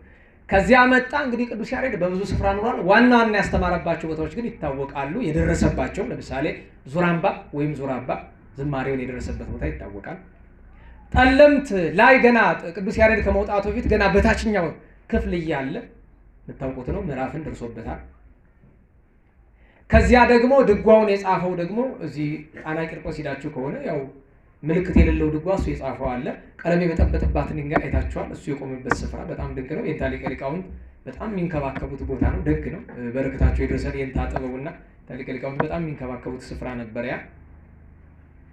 ይህን ሁሉ ሲያደርግ ቆይቶ በመጨረሻ ህይወቱ የሄደው ወደ ሰሜን ነው። ሰሜን ሄዶ በጽኑ ተጋድሎ፣ በነገራችሁ ላይ እዚያ በረዶ ላይ እንግዲህ ሄዳችሁ ታውቁታላችሁ። እዚያ በረዶ ላይ እንደናንተ ታውቃላችሁ። ቅዱስ ያሬድ ስትሄዱ ስንት ካልስ ነው የምትለብሱ? በትንሹ 3 አይደለም? እጅ ላይ ጓንት አድርገህ ፊትህ እንደዚህ ተሸፋፍን እንደዛው ሆኖ አቤት አቤት አቤት ጉድ እያልክ ነው አይደል? በእርግጥ ለብርዱ ውጭ ያለ ሰው ብርዱን በደንብ የሚያውቀው። በእርግጥ ፈረንጅ ሀገር ልክ አንዲት ከአሜሪካን መጣ መቃብር ቤት ያወራች ትንሽ በረዳትና ሂተር የለህም እስቲ አብራው ወሮ ሂተር እንደልሽ ወይ ሂተር ኧረ እባክሽ ዝም ብለሽ ወይ ጂዲ ወይ ኩታንስትሽ እንጂ ማሞቂያ ማቀዝቀዣ ብሎ ነገርኛ የለንም አይደል? ለምን እግዚአብሔር ሁሉን መጥኖ ነው የሰጠው። ለኢትዮጵያ ሁሉ ነገር የተመጠነ ሙቀቱ በመጠን። እዚያ ፈረንጅ ሀገር ስትሄዱ ሙቀቱ ቅጥ የለው፣ ብርዱ ቅጥ የለው። ደግሞ እግዚአብሔር ጥሎ አይጥላቸውም። ቴክኖሎጂ የሚባል ነገር ሰጥቷቸው ሲሞቃቸው የሚቀዘቅዙበትን ሲቀዘቅዛቸው የሚሞቁበትን መሳሪያ ደግሞ አላቸው። እኛ ግን እግዚአብሔር ይመስገን የለንም። ተፈጥሮ መጥኖ ይሰጠናል። እግዚአብሔር በስነ ተፈጥሮ መጥኖ ይሰጠናል። እርሱ እዚያ በተጋድሎ ኑሮ በተወለደ በ76 የሚለዋሉ በ71 ዓመቱ የሚለዋሉ ተሰወረ። አረፈ የሚል ካለ አያስጨንቀንም፣ ችግር የለም። እሱ አያጨቃጭቀንም። ሁሉም እረፍት ነው። ቢሰወርም እረፍቱ ነው። በነገራቸው ላይ ቅዱስ ያሬድ አርፏል ብለው የሚናገሩ በብዛት የዙራምባ አባቶች ናቸውና እንደ አብነት የሚጠቅሷቸው አንደኛ መልኮ ነው። ግን መልኮ ያው ዙራምባ ነው የተደረሰው። ግን ለሊቃውንት እንዲሆን ቅዱስ ያሬድ አረፈ ብለው ለመናገር አንድ አብነት አድርገው የሚጠቅሱት ገድለ አቡነ ዮሴፍ ነው። የወለቃ አቡነ ዮሴፍ ተራራ ታውቃላችሁ? ወሎ ዝንጀሮ ቃል ኪዳን ያለበት ለዝንጀሮ አባታችን ይከለክ እዚያ ገዳም ላይ የአቡነ ዮሴፍ ገድል ላይ ወደ ቅዱስ ያሬድ መቃብር ሄደ። እዚያም መቃብሩ ላይ አንቀጸ ብርሃን ተጽፎ አገኘው። አጥንቶስ ሲመለስ ሽፍቶች ደበደቡት። ወድቆ ደምቶ አንቀጸ ብርሃንን ሲደግም እመቤታችን መጣ ፈወሰችው የሚል ታሪክ አለ። በዛ አይጨንቀንም፣ ችግር የለውም። ቅዱስ ያሬድ ተሰውሮ እንዳለ እናምናለን። አሁን ወደ ማጠቃለያ ትምህርት እንምጣ። ብርሃነ ዓለም ቅዱስ ጳውሎስ በሁለት ቦታ ላይ አንደኛው ወመሰጥዎ እስከ ሳልስ ሰማይ እስከ ሶስተኛ ሰማይ ወሰዱት ብሎ የተናገረው ከቅዱስ ያሬድ ጋር ይስማማል። ወመሰጥዎ ውስተ ገነት ቢልም ወደ ገነት ወሰዱት ቢል እሱም ይስማማል። ዋናውና እንደ መልእክት የምንፈልገው ግን እግዚአብሔር ለመረጠው ይገለጣል አይገለጥም? አረ ንገሩኝ በሞቴ። እግዚአብሔር የሚገለጥለት ሰው ግን በአባ ሕርያቆስ መስፈር ተቀምጦለታል። መስፈር ልብ ብላችሁ ያዙ። ህልም አለም ሁና ምን አትበሉኝ። አንድ ቁም ነገር ያዙ። ጻድቁ ኢዮብ በምዕራፍ 33 ቁጥር 14 ላይ እንዲህ ይላል፣ እግዚአብሔር በአንድም በሌላም ይናገራል፣ የሰው ልጅ ግን አያስተውለውም ይላል። እግዚአብሔር ለሰው ልጅ ከሚገለጥባቸው መንገዶች አንዱ ህልም ነው ይላል። ስለዚህ ህልም ጠላታችን ነው አይደለም? እንዴት ዋላችሁ? ህልም ጠላት ነው አይደለም? አይደለም። የማን ስጦታ ነው? ነገር ግን አባ እንጦንስ እንዳሉት ለሰይጣን በጣም ቀላል ሰው ማለት ህልሙን የሚያመልሰው። ምክንያቱም ለሰይጣን በጣም እናንተን ለመፈተን አቀበት ሳይወጣ ቁልቁለት ሳይወርድ በህልማችሁ ይጥላችኋል። ስለዚህ በህልም አትታመኑ። ህልማችሁ ምንድነው የምታደርጉት? ህልም እንዳያችሁ ጠዋት ተነስታችሁ ጸሎታችሁን አድርሳችሁ ፈጣሪ ሆይ በጎም እንደሆነ አንተ አጽናው፣ ክፉም እንደሆነ አንተ አርቀው ብላችሁ ለምኑ። ሰው ሄዳችሁ እንደዚህ ህልም አየሁ ብላችሁ አትናገሩ። ታሪክ ታውቃላችኋል። እንደ ቀልድ ነው የሚነገር፣ ግን እውነት ታሪክ ነው። አንዲት መነኩሴ የሄደች የነፍስ አባቷን አባቴ ዛሬ እንደልጅ መጨረሻ ላይ ለካህናት ብቻ የሚገባውን ስታደርግ እንዳደረች አድርጋ ነገረቻቸው። እና እኛ ካህን ምን አሉ? እሟይ እንዳቅምሻለኝ አይደለም። ብዙ ሰው እኮ እንዳቅሙ ያልምም። እመቤታችን ተገለጠችልኝ ይላችኋል። መጥቶ አርሴማ ቅድስት አርሴማ ኧረ ተው ባቅሙም ተው እኔ ማንም ተገልጦልኝ አያውቅም፣ ወደፊትም አይገለጡልኝም፣ ተስፋም የለኝም። እኔ ተስፋዬ አንድ ቀን ግን ይገለጡልናል። መቼ? በእግዚአብሔር ዙፋን ፊት። ለክፉም ቢፈረድብን ለበጎ ያኔ መቼም መሐር ወልዴ ብላ መምጣቱ አይቀርም። እመቤታችን ያን ቀን እናያታለን። ልጄ ማር ስትል ማየታችን አይቀርም። ተውት እሱ ያንን ጊዜ ሁሉም ያያል።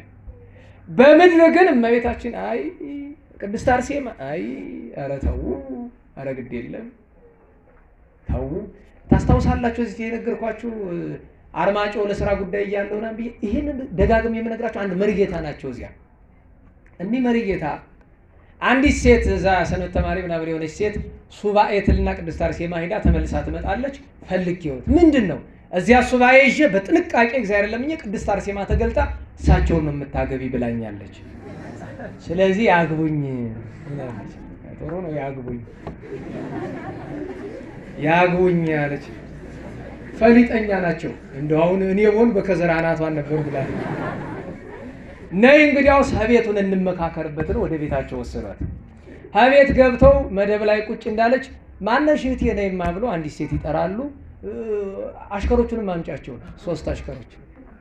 እህቴ ሐሳብሽ ጥሩ ነበረ፣ ቅድስት አርሴማ ያለችሽን ባልከፋ፣ ግን እቺ ህጋዊት ሚስቴ ናት በክህነት ያገባዋት፣ እነዚህ 3ቱ ደግሞ ልጆቼ ናቸው እና እነሱ ወዴት ጥዬ ነው አንቺን ማገባሽ? ወጣ ሮጠች። እኔ እዛ ነበርኩ ይዘን ይሄንን ያክል ሰው አብዷል።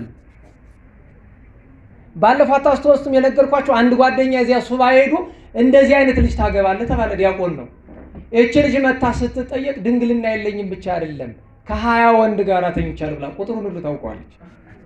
ዲያቆኑ ነው ከ20 ወንድ ጋር የተኛች ሴት የሚያገባው? ይሄን የት ይዞት ነው? ይሄ ቁጥሩ ጓደኛዬ ነው፣ በጣም መልካም ነው። እንዲያው ቅድስት አርሴማ እንደው ካናገረች እሱን ነው ማናገር ያለባት ብዬ የምለው። ግን እሱንም ሰይጣን አናግሮ ነው የላከው። የት ትልቅ ቦታ ሲሪንቃ እዛ ሄደ ህልም ምናምን። አንዳንዶቹ በየዋህነት የሚታይ አንዲት እናት ናቸው። እኛ እዚያው መካነ ሱባኤ ላይ ያለን አንዲት እናት ናት። ምን ተብለዋል? እዚያ ሱባኤ ቦታ ላይ የሚበላ ሽምብራጥ ቆሎ ነው፣ የሚጠጣ በሶ ነው፣ አለያ ውሃ ነው ተብለዋል። ሌላ የሚያውቁት ነገር የላቸውም። ጣት ይነሳሉ፣ ተመስገን አምላኬ፣ ጥሪያቸውን ማቅረብ፣ መብላት።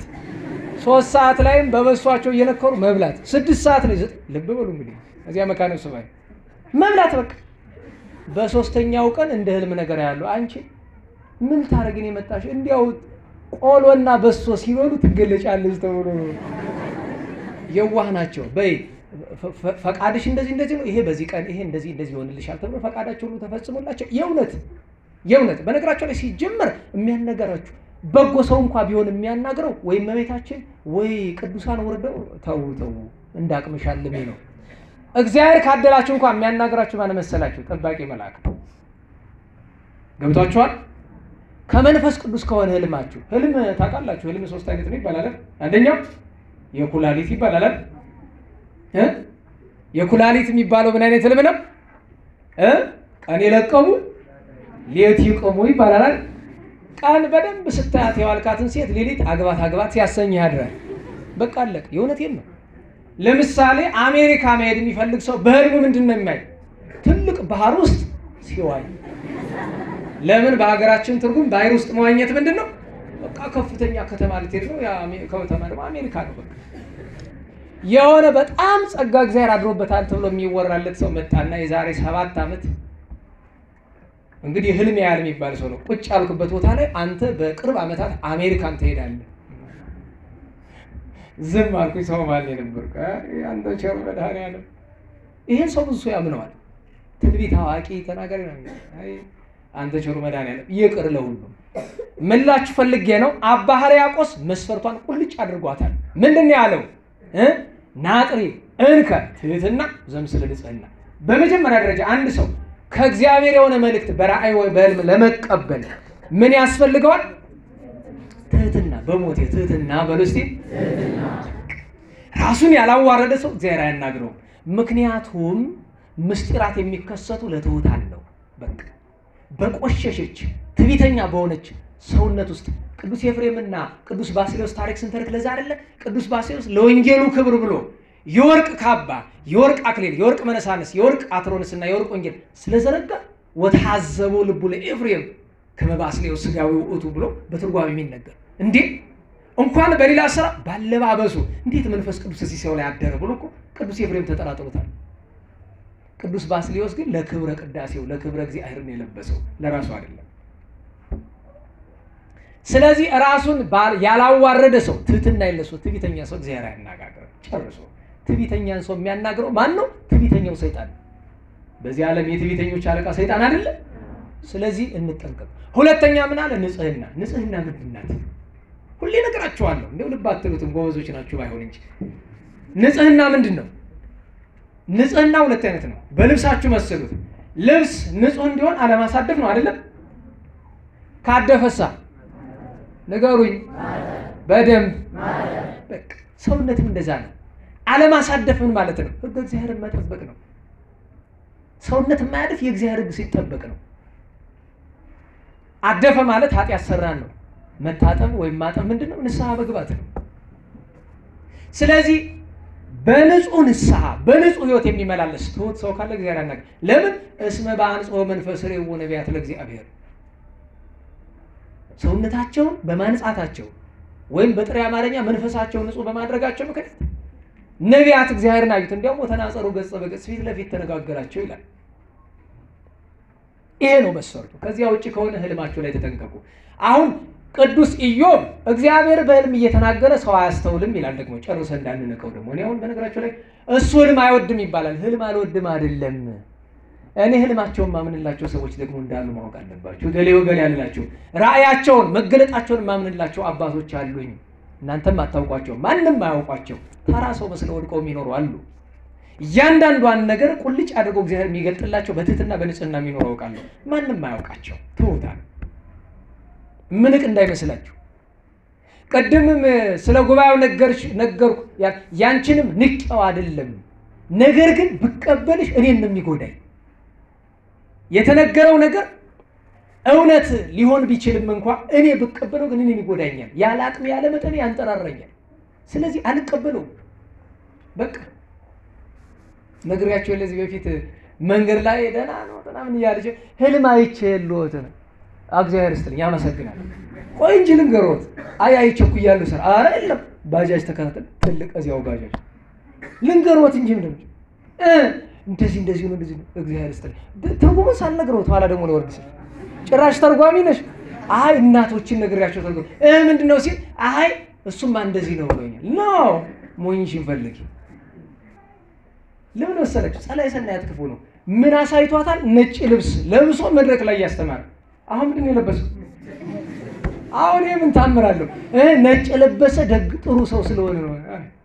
ነጠላ የለበሰ ጥሩ ሰው ነው እንዴ? ደናቁርቱን ላይ ላለ ይሄ እኮ ነው ችግር። ህልም ላይ ተጠንቀቁ።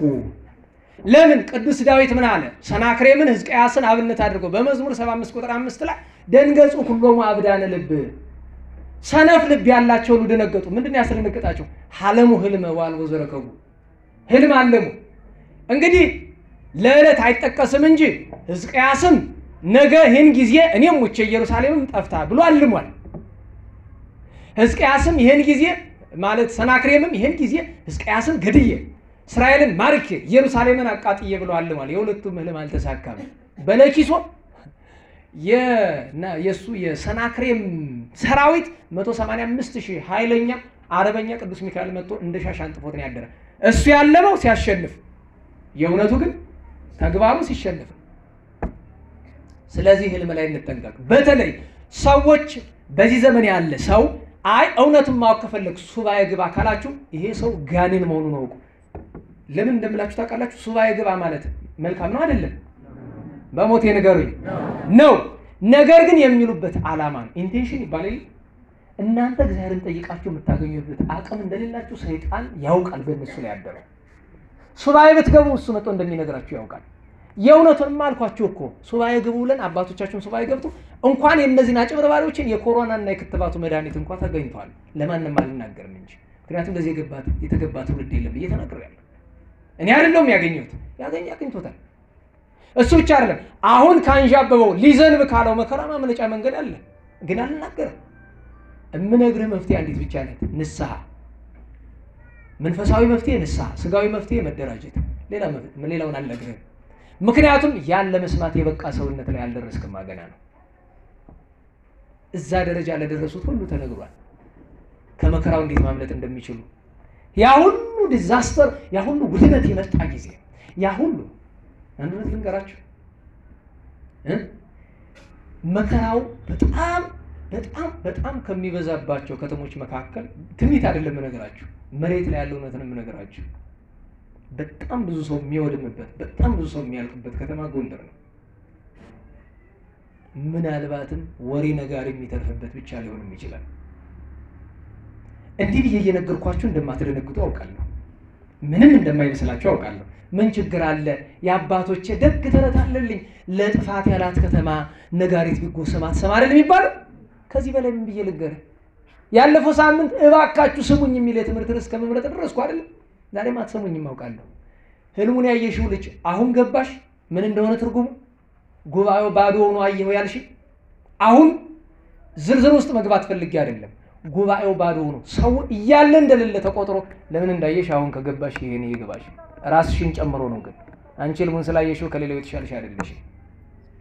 ይሄን ማወቅ አለባችሁ። ብዙዎቻችሁ እያላችሁ የላችሁም። ይሄን ማወቅ አለብን፣ እኔን ጨምሮ ማለት ነው። ንስሐ ካልገባን እንዴት ነው እዚህ የምንቀመጠው? እንዴት ነው ቤተክርስቲያን ነን የምንለው? ለቤተ ክርስቲያን እንለውና ካልገደደን እንዴት ነው የሚሆነው? ይሄ እንድናስተውል አደራ አደራ አደራ ልላችሁ ነው የምፈልገው። እኔ ሌላ እንጂ ህልም እንደዚህ ነው ህልም እንደዚያ ነው ለማለት ነው ብዙ ጊዜ ተናግሬያለሁ ስለ ህልም። ነገር ግን ሱባኤ ግቡ የሚሏችሁ ሰዎች ሰው በመጀመሪያ ደረጃ ሱባኤ የሚገባ ከእግዚአብሔር መልስ ፍለጋ አይደለም። የሱባኤ ዓላማ 3 ነገሮች ናቸው። የመጀመሪያው ስርየተ ኃጢአት ነው። አንተ እግዚአብሔር ይሄን ነገር ግለጥልኝ ብለህ ትገባለህ። እንዲሁ በምን አቅምህ ነው ይሄ ነገር ገለጥልኝ ከማለት በፊት አንተ እግዚአብሔርን ይቅርታ ትለምነው? ስርየተ ኃጢአት ትለምነው? አንለምነው? የሱባኤ ዓላማ ሱባኤ ግቡ እንዲገለጥላችሁ ሲሉ አንገባም። ሱባኤ ከገባን ለምንድን ነው የምንገባው? ለኃጢአት ስርየት በሉ እስቲ። ሁለተኛ ሱባኤ የምንገባው ለበረከት ነው። በረከት ለመፈለግ ሰውነታችን እግዚአብሔር በበረከት እንዲሞላው በረዴቱ እንዲያጸናል። ሶስተኛ ለልመና ነው። ልመናችን ምንድነው? አንተ የፈቀድከውን አድርግ ለማለት ነው እንጂ ይሄን ግለጥልኝ አቅማችንም አይደለም። ይሄ ነገሩ ካንተ ነው አይደለም ግለጥልኝ በምን አቅምህ እዚያ ደረጃ የደረስክ ቢሆን ኖሮ አገር ባልጠፋ ነበር መጀመሪያው። ስለዚህ ህልመኞች እባካችሁ ታገሱልን። ህልም አትዩ እያልኩ አይደለም። ደህና ዋላችሁ። ሰው ወዶ ያብዳል አያብድ ማለት ሰው ወዶ ያልማል አልምም። ነገር ግን ህልማችሁን ተቆጣጠሩ።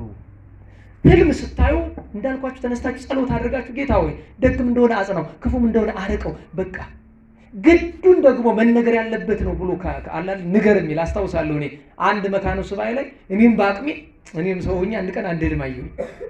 ሱባኤ ቦታ ላይ እኔ ለህልም አልሄድኩም እውነት ቸሩ መድኃኒዓለም በሚያውቀው እና ህልሙ ሄደ ለእንዲህ ለሚባሉ አባት ነገራቸው። ዛሬ ያው አባ ተክለ ማርያም ማለት ነው አባ ተክሌ እና ፈራሁኝ። አሁን ይሄ ህልም ቁም ነገር ኑሮት ብዬ ኋላ ግን ምን ገዶኝ ከእግዚአብሔር ካልሆነ ወይ ከእግዚአብሔር አይደለም ይሉኛል። እሳቸው የመንፈስ ቅዱስ ያደረባቸው ስለሆነ ብዬ ሄድኩና አባታችን እንደው እንደዚህ በላቸው ተባልኩኝ ብዬ ስለሳቸው አይደለም ነገሩ እኮ አሁን ስለማውቃት ስለ አንዲት ልጅ ነው። በወቅቱ ጥፋት ላይ ስለነበረች አሁን እግዚአብሔር በንስሐ ስለመለሳት ነውና በንስሐ እንድትመለስ ነው። ግን ያን ያላውቃትም ነበርና እጄ እንደዛ ስላቸው ዝም አሉ። እንደ እብድ ነው የሚያረጋቸው ብዙ ጊዜ። ሁለተኛ ሳምንት ሄድኩና ነገርኩት። በሶስተኛ ምን ትጨቀጭቀኛለህ ብሎ ተቆጥ እግዚአብሔር ይስጦት እኔ ሴና የሚፈልገው በቃ ኋላ እሳቸው ባወቁ ያቺ ልጅ እንድትመጣ ሆኖ ንስሐ ገብታ ዛሬው አንድ ጥሩ መንገድ ላይ ያለች እግዚአብሔር ያስፈጽማት ወጪው እቺን አይቻውቃለሁ። ለካ እኔ ምንም ያለው በጣም ተገርሜ እዚያች ውጭ ግን አይቻላል። ያቺም እንዲያው መቼም እግዚአብሔር ሰው አይነቅም። እቺን አይለቃል ያዟት እግዚአብሔር በሉ ሰው አይነቅም። ይሄ ማለት ግን ለአንተ ህልም ሲገልጥ ብላል ማለት አይደለም። ከስንት አንድ መልካም ህልም ሊያሳይ ይችላል። ስለዚህ ህልምን አትናቁት፣ ጨርሶም አትመኑት። የጦጣዋን ምክር ነው መያዝ። መቼም የሰውን ሳልሰማችሁ የእግዚአብሔርንም የሰውንም ቢብላችኋል። የጦጣዋን ያዙ። ምን አለች? ቢወፍሩ ዘጦ ቢቀጥሩ ወረንጦ ብላለች አሉ ጦጣ። መቼ እንዳለች እግዚአብሔር ይወቅላት እንጂ ብላለች። መካከለኛነት የሚባል አንድ የቀድሞ ተረት ላይ ነው የሰማሁት። አንዳንድ ለዚህ አይነት ነው መካከለኛነት የሚያስለው። መሃሉን መያዝ ነው። ጨርሶ ማለማመን፣ ጨርሶ ማለመጣል።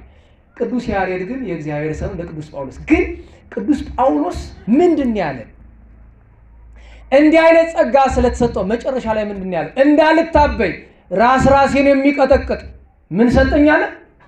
ሰይጣን ጋኔን ተሰጠኛለ። አያችሁ መገለጥ በነባሉ እንደማይሰጥ እግዚአብሔር የሚያናግረው ሰው ሁሉ መከረኛ ነው። እኔ አንድ ደግ ሰው መጣ ከእግዚአብሔር ጋር የሚነጋገርና እንዲሁ አንድ ነገር እግዚአብሔር ልለምነው አለ። ምንድነው ስለ እንዲሁ እዚህ ማዕረግ እንዲያደርስ አባቶች የደረሱበትን እኔ ነው አንደኛ አያደርሰኝም። እንዲሁ ምንም አትልፉ እንዲሁ እዛ አልደርስም አውቃለሁ። ሁለተኛ ግን እንደው እግዚአብሔር ብሎ እንኳን በነፃ ቢሰጠኝ አልፈልግም ብሎ አልበሉልኝ። እኔ እውነቴን ነው አልፈልግም። ለምን? የመገለጥ ሀብት ያላቸው ቅዱሳን መፈጠርን እስከምጠሉ ነው የሚሰቃዩት። ጸላይ ሰናት ሙሉ ስጋቸውን ሲበላው ነው የሚኖር። የንታ ጥበቡ በቀኝ ያቆማቸው በረከታቸው ይድረሰን። አንዱን እንደዚህ ያሉ አባት በጣም ተሰቃዩ። የሚገርማቸው ነገር ጸላይ ሰናት ሸረሪት መስሎ መጥቶ እንግዲህ ሰውነት ላይ ሸረሪት ሲያቆስል ሰውት ከዚያ በኋላ መኖርም ከባድ ነው። በዚህ አድርጎ ስቃይ ሆነ። ኋላ እና አባት እንግዲህ የንታ ጥበቡ ከሁሉ የበለጡ ናቸው። የሚገርማቸው ጸጋቸው ሄደው አለቀሱባቸው። አባት የባከውት ብሎ ሲሏቸው ዞር ብሎ አዩ። ሰው የለም። ይሄን ታምር እንግዲህ ዛሬ ገና እየተናገርኩ ነው። እኛም ተናግረው አያውቁም። ሰው ጋር አይገናኝም። እኔም ተናግሬ አላውቅም። በል እስቲ ግለጠው አሉ ክንዳቸው ቢሉት ዝም ብሎ ብን ብሎ ሄዶ አዲስ ቆዳ እዚህ ነው። እንታ ጥበቡ ማለት እንደዚህ ናቸው። እስቲ ሲያርፉ እንናገረው ብዬ ነው። በረከታቸው ይደርብን። እንዲህ ያለ ስቃይ ያ ሲያልፍ ሌላ ያ አቤት መድኃኒዓለም አቤት ስቃያቸው። እኔ ላገኛቸው ራሱ አልፈልግም። በጣም የሚጨንቅ ስቃያቸው ስታስብ መገለጥ በነፃ አይገኝም ብዬ ነው። ለዚያ ነው ቅዱስ ጳውሎስ ያን ተናገረ። ግን አለ መመካት አይገባም እንጂ ለመካ ብልስ እመካ ነበር እንዲህ ያለ ሀብት ሰጥቶኛል ሲል ነው። እግዚአብሔር አምላካችን የቅዱስ ጳውሎስን የቅዱስ ያሬድን የሌሎችን ቅዱሳን ጸጋ በረከት ያሳድርብን። መዝሙር የምታቀርቡ ልጆች በፍጥነት ወደ መድረክ ቀሪ የቅዱሳንን ስም እስከምጠራ ድረስ ዛሬ ያሉትን ቅዱሳን ለማንሳት ወደ ኋላ ተመልሰን የሰባቱን ቀን እናንሳ። ዛሬ 11 ከሆነ ዘንድ ተገናኝተን የነበረ በ4 ነው። ግንቦት 5 ቀን ነብየ ብካይ እናንተማ እንቅስቃሴውን ተውት እንጂ እዚህ በኋላ ያለው መስማት አትፈልጉም? ዝክረ ቅዱሳን እኮ ደግሞ ክፍል 2 እኮ ነው። ቅዱስ ኤርምያስ እንዲያው እግዚአብሔር ሆይ በሉ። እንደ ቅዱስ ኤርምያስ ያለውን አባት ስጠን። በእውነት እኔ እንደ ቅዱስ ኤርምያስ እና እንደ ቅዱስ ሙሴ አይነት እረኛ ዓለም አይታ የምታውቅ አይመስለኝም። በጣም ነው የሚያስገርመው። እናንተ እንዴት በልጆቹ ላይ ተስፋ ይቆርጥ? መጀመሪያ ሲመክር አልሰማም። ሲመክራቸው ሽንት ቤት ውስጥ ሲጥቃቱት አዘቅቱ ሲከቱት ስንት ሲያሰቃዩት ነው። መጨረሻ ላይ 70 ዘመን አብሯቸው በባቢሎን ተሰቃይቷል። ሲመለስም በድንጋይ ወግረው ገለውታል። እግዚአብሔር አምላካችን የቅዱሱን በረከት ያሳድርብን። በ6 አባታችን አባ መቃርስ፣ እናታችን ቅድስት ሰሎሜ፣ እናታችን ቅድስት ዲላጊ ወይም ዳላጂ ከ4 ልጆቿ ጋር ስንክሳር 3ቱን ጠርቶ 4ኛውን ዘሎታል። ሱርስ፣ ህርማን፣ አያፋ እና 4ኛዋ ስንክሳር ያልጻፋት ስንጣንያ ትባላለች። እነዚህ 4 ልጆቿን ይዛ በሀገረ እስና ሰማዕትነት ተቀበላለች። የዚያኑ ቀን እነ ቅዱስ በንደላኦን፣ እነ ቅዱስ አሞን፣ እነ ቅዱስ ዳናሲዮስ ቅዱስ አሞንን ዘአብየ ሲመተ ጵጵስ እንላለን። በግብፅና በሶሪያ በጣም ዝነኛ ጻድቅ ሰው ነው። ጳጳስ እናድርግ ሲሉት ይሄ ይሰኒ ለማ አጥሬኩ ግብረ ምንኩስና፣ እኔ መነኩሴ ከሆንኩ ምን ይጎልብኛል ምንኩስና ይሻለኛል ብሎ እምቢ ብሎ በረሃ የገባ ጻድቅ ኋላም በደራሲነቱ የሚታወቅ ሰው ነው። አባ አሞን ስንክሳር ታሪኩን አልጻፈውም፣ ወበዛቲ ብሎ ነው ያለፈው። እና አባ ቅዱስ ይስሐቅ ዘሀገረ ዳፍራ ሀገር ዓመታዊ በዓሉ ነበረ። በ7 ሐዋርያዊ ጥሩ ምንጭ የተባለ ቅዱስ አትናቴዎስ የሰለስቱ ምዕት ጸሐፌ ማህበር ጸሎት ሃይማኖትን ያረቀቀ ለ48 ዘመናት በፓትርያርክነት ሲያገለግል 15 ዓመት የተሰደደ 5 ጊዜ ከመኖር የተፈናቀለ ጣዖት አምልኮን ያጠፋ ደጋግመን የምንናገረው አለ አይደለም። ዓለም ሁሉ ከእውነት በተቃራኒ ቆመ። ደህና ዋላችሁ። ዓለም ሁሉ ከእውነት በተቃራኒ ቆመ። ቅዱስ አትናቴዎስ ደግሞ ከዓለም ሁሉ በተቃራኒ ቆመ። ይቻላል። እናት፣ አባት፣ እህት፣ ወንድም፣ አክስት፣ አጎት፣ ቄሱ፣ ዲያቆኑ፣ ምዕመኑ፣ ትልቁ፣ ትንሹ፣ ሰንበት ተማሪ ሁሉ ለሐሰት ቢቆም አንተ ብቻ ለእውነት መቆም ትችላለህ። እውነት ማን ነው? ከእውነት ጋር የሚቆም ከማን ጋር ነው የሚቆም? ይሄ ሁሉ ስነ ፍጥረት በእግዚአብሔር ፊት እኮ ትቢያ ነው። ኢምንት ነው። ምን ጨነቀ አንተ? ቅዱስ አትናቴዎስ ለዛ ነው ስደተኛ ሆኖ ቤተክርስቲያንን አቀንቷል። ቅዱስ አትናቴዎስ ያን ቀን አባታችን አባ ሲኖዳ ጽንሰቱ ነው፣ ታላቁ ሲኖዳ። የአባ ዮሐንስ የሚገርማችሁ ነገር ምጽዋት ትወዳላችሁ? ደህና ዋላችሁ። ምጽዋት ትወዳላችሁ? ንገሩኝ እንጂ ውሸታሞች። የእውነቴን ምጽዋት ማለት ምን እንደሆነ እንድትረዱ አባ ዮሐንስን ተረዷቸው። አባ ዮሐንስ ሲባል መቼም ስም ያለው ሞኝ ነው። የዘመኑ አንዳች በርባሪ በዛለ እግዚአብሔር ያ አባቶቻችን እኮ ስም አወጣጥ ያውቁበታል። መናፍቁን ኤዎስጣቴዎስ አሉት። በጎንደር ዘመን አውቀው የቅባ ጸጋም ይባላል አይደል? ኤዎስጣቴዎስ አሉት ስም ለማምታታት ከጻድቁ ጋር ምን የሚል ስም አወጡለት? ቁርንጭ ኤዎስጣቴዎስ ይባላል። እንደገና ተክለ ሃይማኖት ነኝ ያለው እንደው ምን አሉት? ርጉም ተክለ ሃይማኖት አሉት። ይሄኛውን ማን እንበለው? በጊዜው ስም ይወጣለታል። ግን ያው ከቁርንጭም ከርጉምም የማይወጣ ነው። እግዚአብሔር ለንስሐ ሞት ሁላችንም ያብቃን። አባ ዮሐንስ ስል ስማችሁ እንዳይሳብ ብዬ ነው። እነኛው ጻድቁ አባ ዮሐንስ ምጽዋት ከመውደዳቸው የተነሳ ያላቸውን ሁሉ ጨረሱ። በብየ መንገዱ ሲሄዱ ስለ እግዚአብሔር ሲላቸው፣ ስለ መብራን ሲላቸው ሰጥተው መጨረሻ ላይ ሀፍረት መክደኛቸው ቀረች። ከዚህ አሁንም አንዳንዱ የኔ ቢጤ መቼም አንጀት የለውም። አሁንም ለመናቸው። ከዚያ ተከተለ የሚለው ጉድጓድ ውስጥ ገብቶ ያችንም ወረወሩለት። 3 ቀን በረሃብ ተቀጥተዋል። እዚያ ውስጥ ነው ራቁታቸውን ማለት ነው። አርዲት መጥተው እስኪያወጧቸው ድረስ ይሄን ያክል የምጽዋት ሕይወት የነበራቸው ናቸው። በስምንት ጥንተ ዕርገቱ ነው። የጌታ ጥንተ ዕርገቱ በስምንት ነው። ጥንተ ዕርገት ማለት ጥንቱ ነው መድኃኔዓለም ያረገበት። ያ ማለት ከጌታ ትንሣኤ ከመጋቢት 29 ጀምራችሁ ብትቆጥሩ 40 ቀን ይሞላል። አባ ዳንኤል ዘገዳመ አስቄጥስ ሌላ ቀን እናየዋለን። በጣም በነገራቸው ላይ ዛሬ የምታውቁት ስንክሳር ግማሹ የተዘጋጀው በእሳቸው ምክንያት ነው። ስለ ስንክሳር መዘጋጀት ምክንያት እሳቸው ናቸው። ዜና ቅዱሳን የተሰበሰበ በእሳቸው ነው እና ኋላ ደግሞ በልጃቸው ዮሐንስ ዘቡርልስ ማለት የእሳቸው ተማሪ ነው። የዚያን ቀን ቅዱስ መክሲሞስና ስንክሳር ካልጻፋቸው አባቶች የደብረ ዳሞ አባ ዮሐኒ፣ ሁለት ዮሐኒ ያሉት፣ ቀዳማዊ ዮሐኒ አለ፣ ዳግማዊ ዮሐኒ ወይም ካለ ዮሐኒ የሚባሉት። ሁለተኛው የደብረ ዳሞ የአቡነ ተክለ ሃይማኖትና የአቡነ ኢየሱስማ የቆብ አባት ናቸው። ዮሐኒ ዘዳሂሞ የሚባሉ ወልዱ ለአረጋዊ ተብሎ የሚጠቀስላቸው ጻድቅ ናቸው። ዮሐንስ ዘስኑት የዚያን ቀን ነበረ። በ9 እናታችን ቅድስት ወንግስት እሌኒ፣ በ10 ሰለስቱ ደቂቅ አናንያ ዛሪያ ሚሳኤል ናቡከደነጾር ምን አላቸው? ሲድራቅ ሚሳቅ አብደናጎ ያላቸው እረፍታቸው ታሪክ እዛኛው የሁዱ ጉባኤን ተርክ ይሆናል እግዚአብሔር ከፈቀደ። የዚያኑ ቀን አብርሃም ጸራቢ፣ ሚካኤል ገዳማዊ፣ ሌሎችም ቅዱሳን ነበሩ። ዓመታዊ ባላቸው በ11 ዛሬ ከቅዱስ ያሬድ ውጭ ኢትዮጵያዊ ሰማዕት ኢየሩሳሌም በቱርክ ዘመን በግራኝ አህመድ ዘመን ኢየሩሳሌም ለመሳም ሄደው ኢየሩሳሌም ለመሳም የሄዱበት ቦታ ላይ በጎልጎታ ጫፍ በአንቀጸ ኢየሩሳሌም ቱርካውያን ሰይፈው ስጋቸውን አደባባይ ላይ አስጥተውባቸዋል። አባ አሴር ይባላሉ። ከባሌ ሀገረ ስብከት የሄዱ ኢትዮጵያዊ ናቸው። ሌላኛው ቅዱስ በፍንቲዮስ፣ ሌላኛ እናታችን ቅድስት አናሲማ እብድ መስላ የተጋደለችው፣ ሌላኛዋ ቅድስት ታኡክልያ የዮስጦስ ሚስት የአቦሊ እናት፣ ሌላኛዋ ቅድስት ኤፎሚያ፣ አፎሚያ ሳይሆን ኤፎሚያ በጣም ገድለኛ ሰማዕት ናት።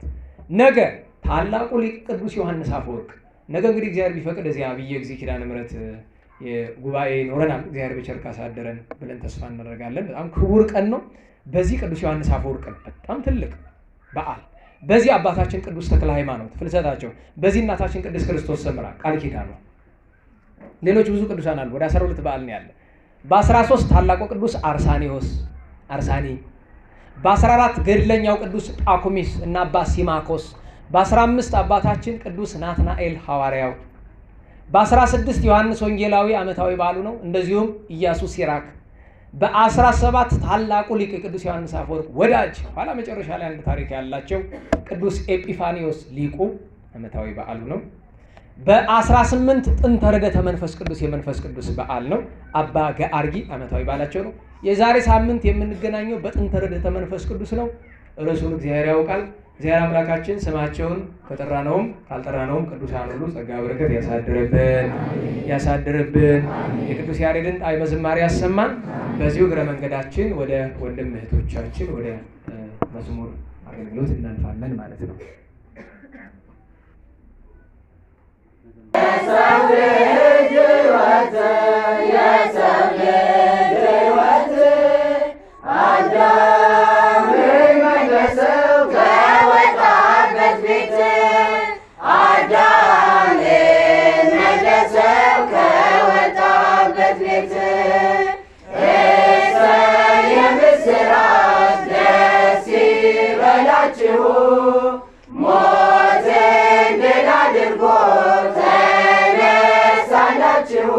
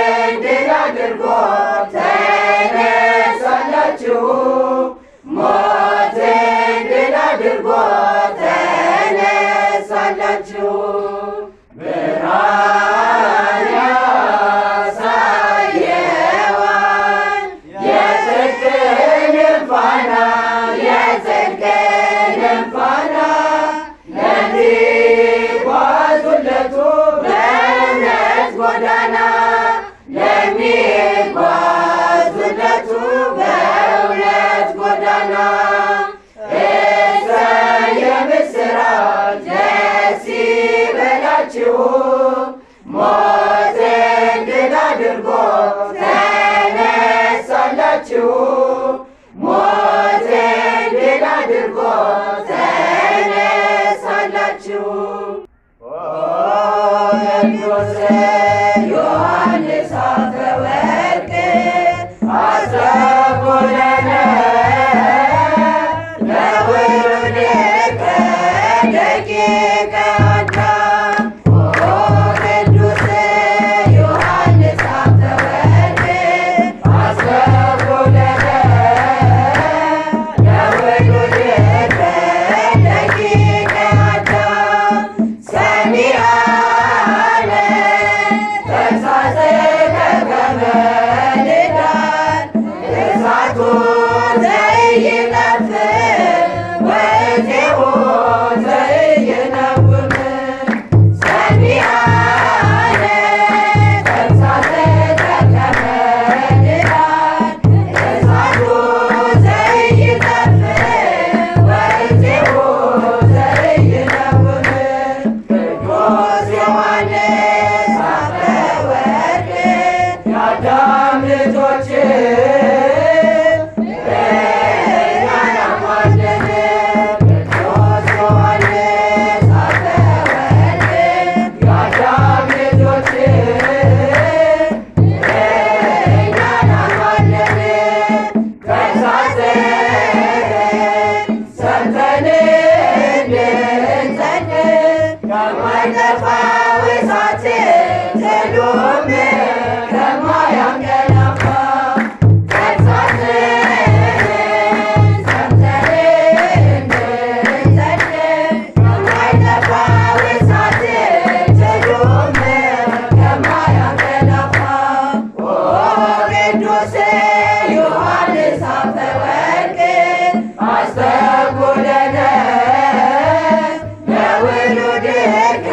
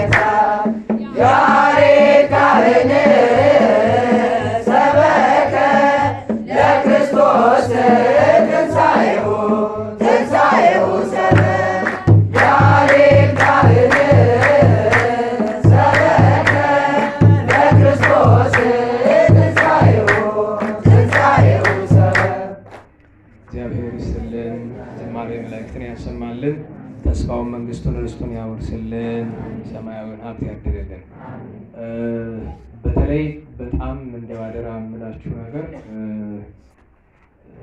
አገልግሎት በጣም መልካም ነገር ነው።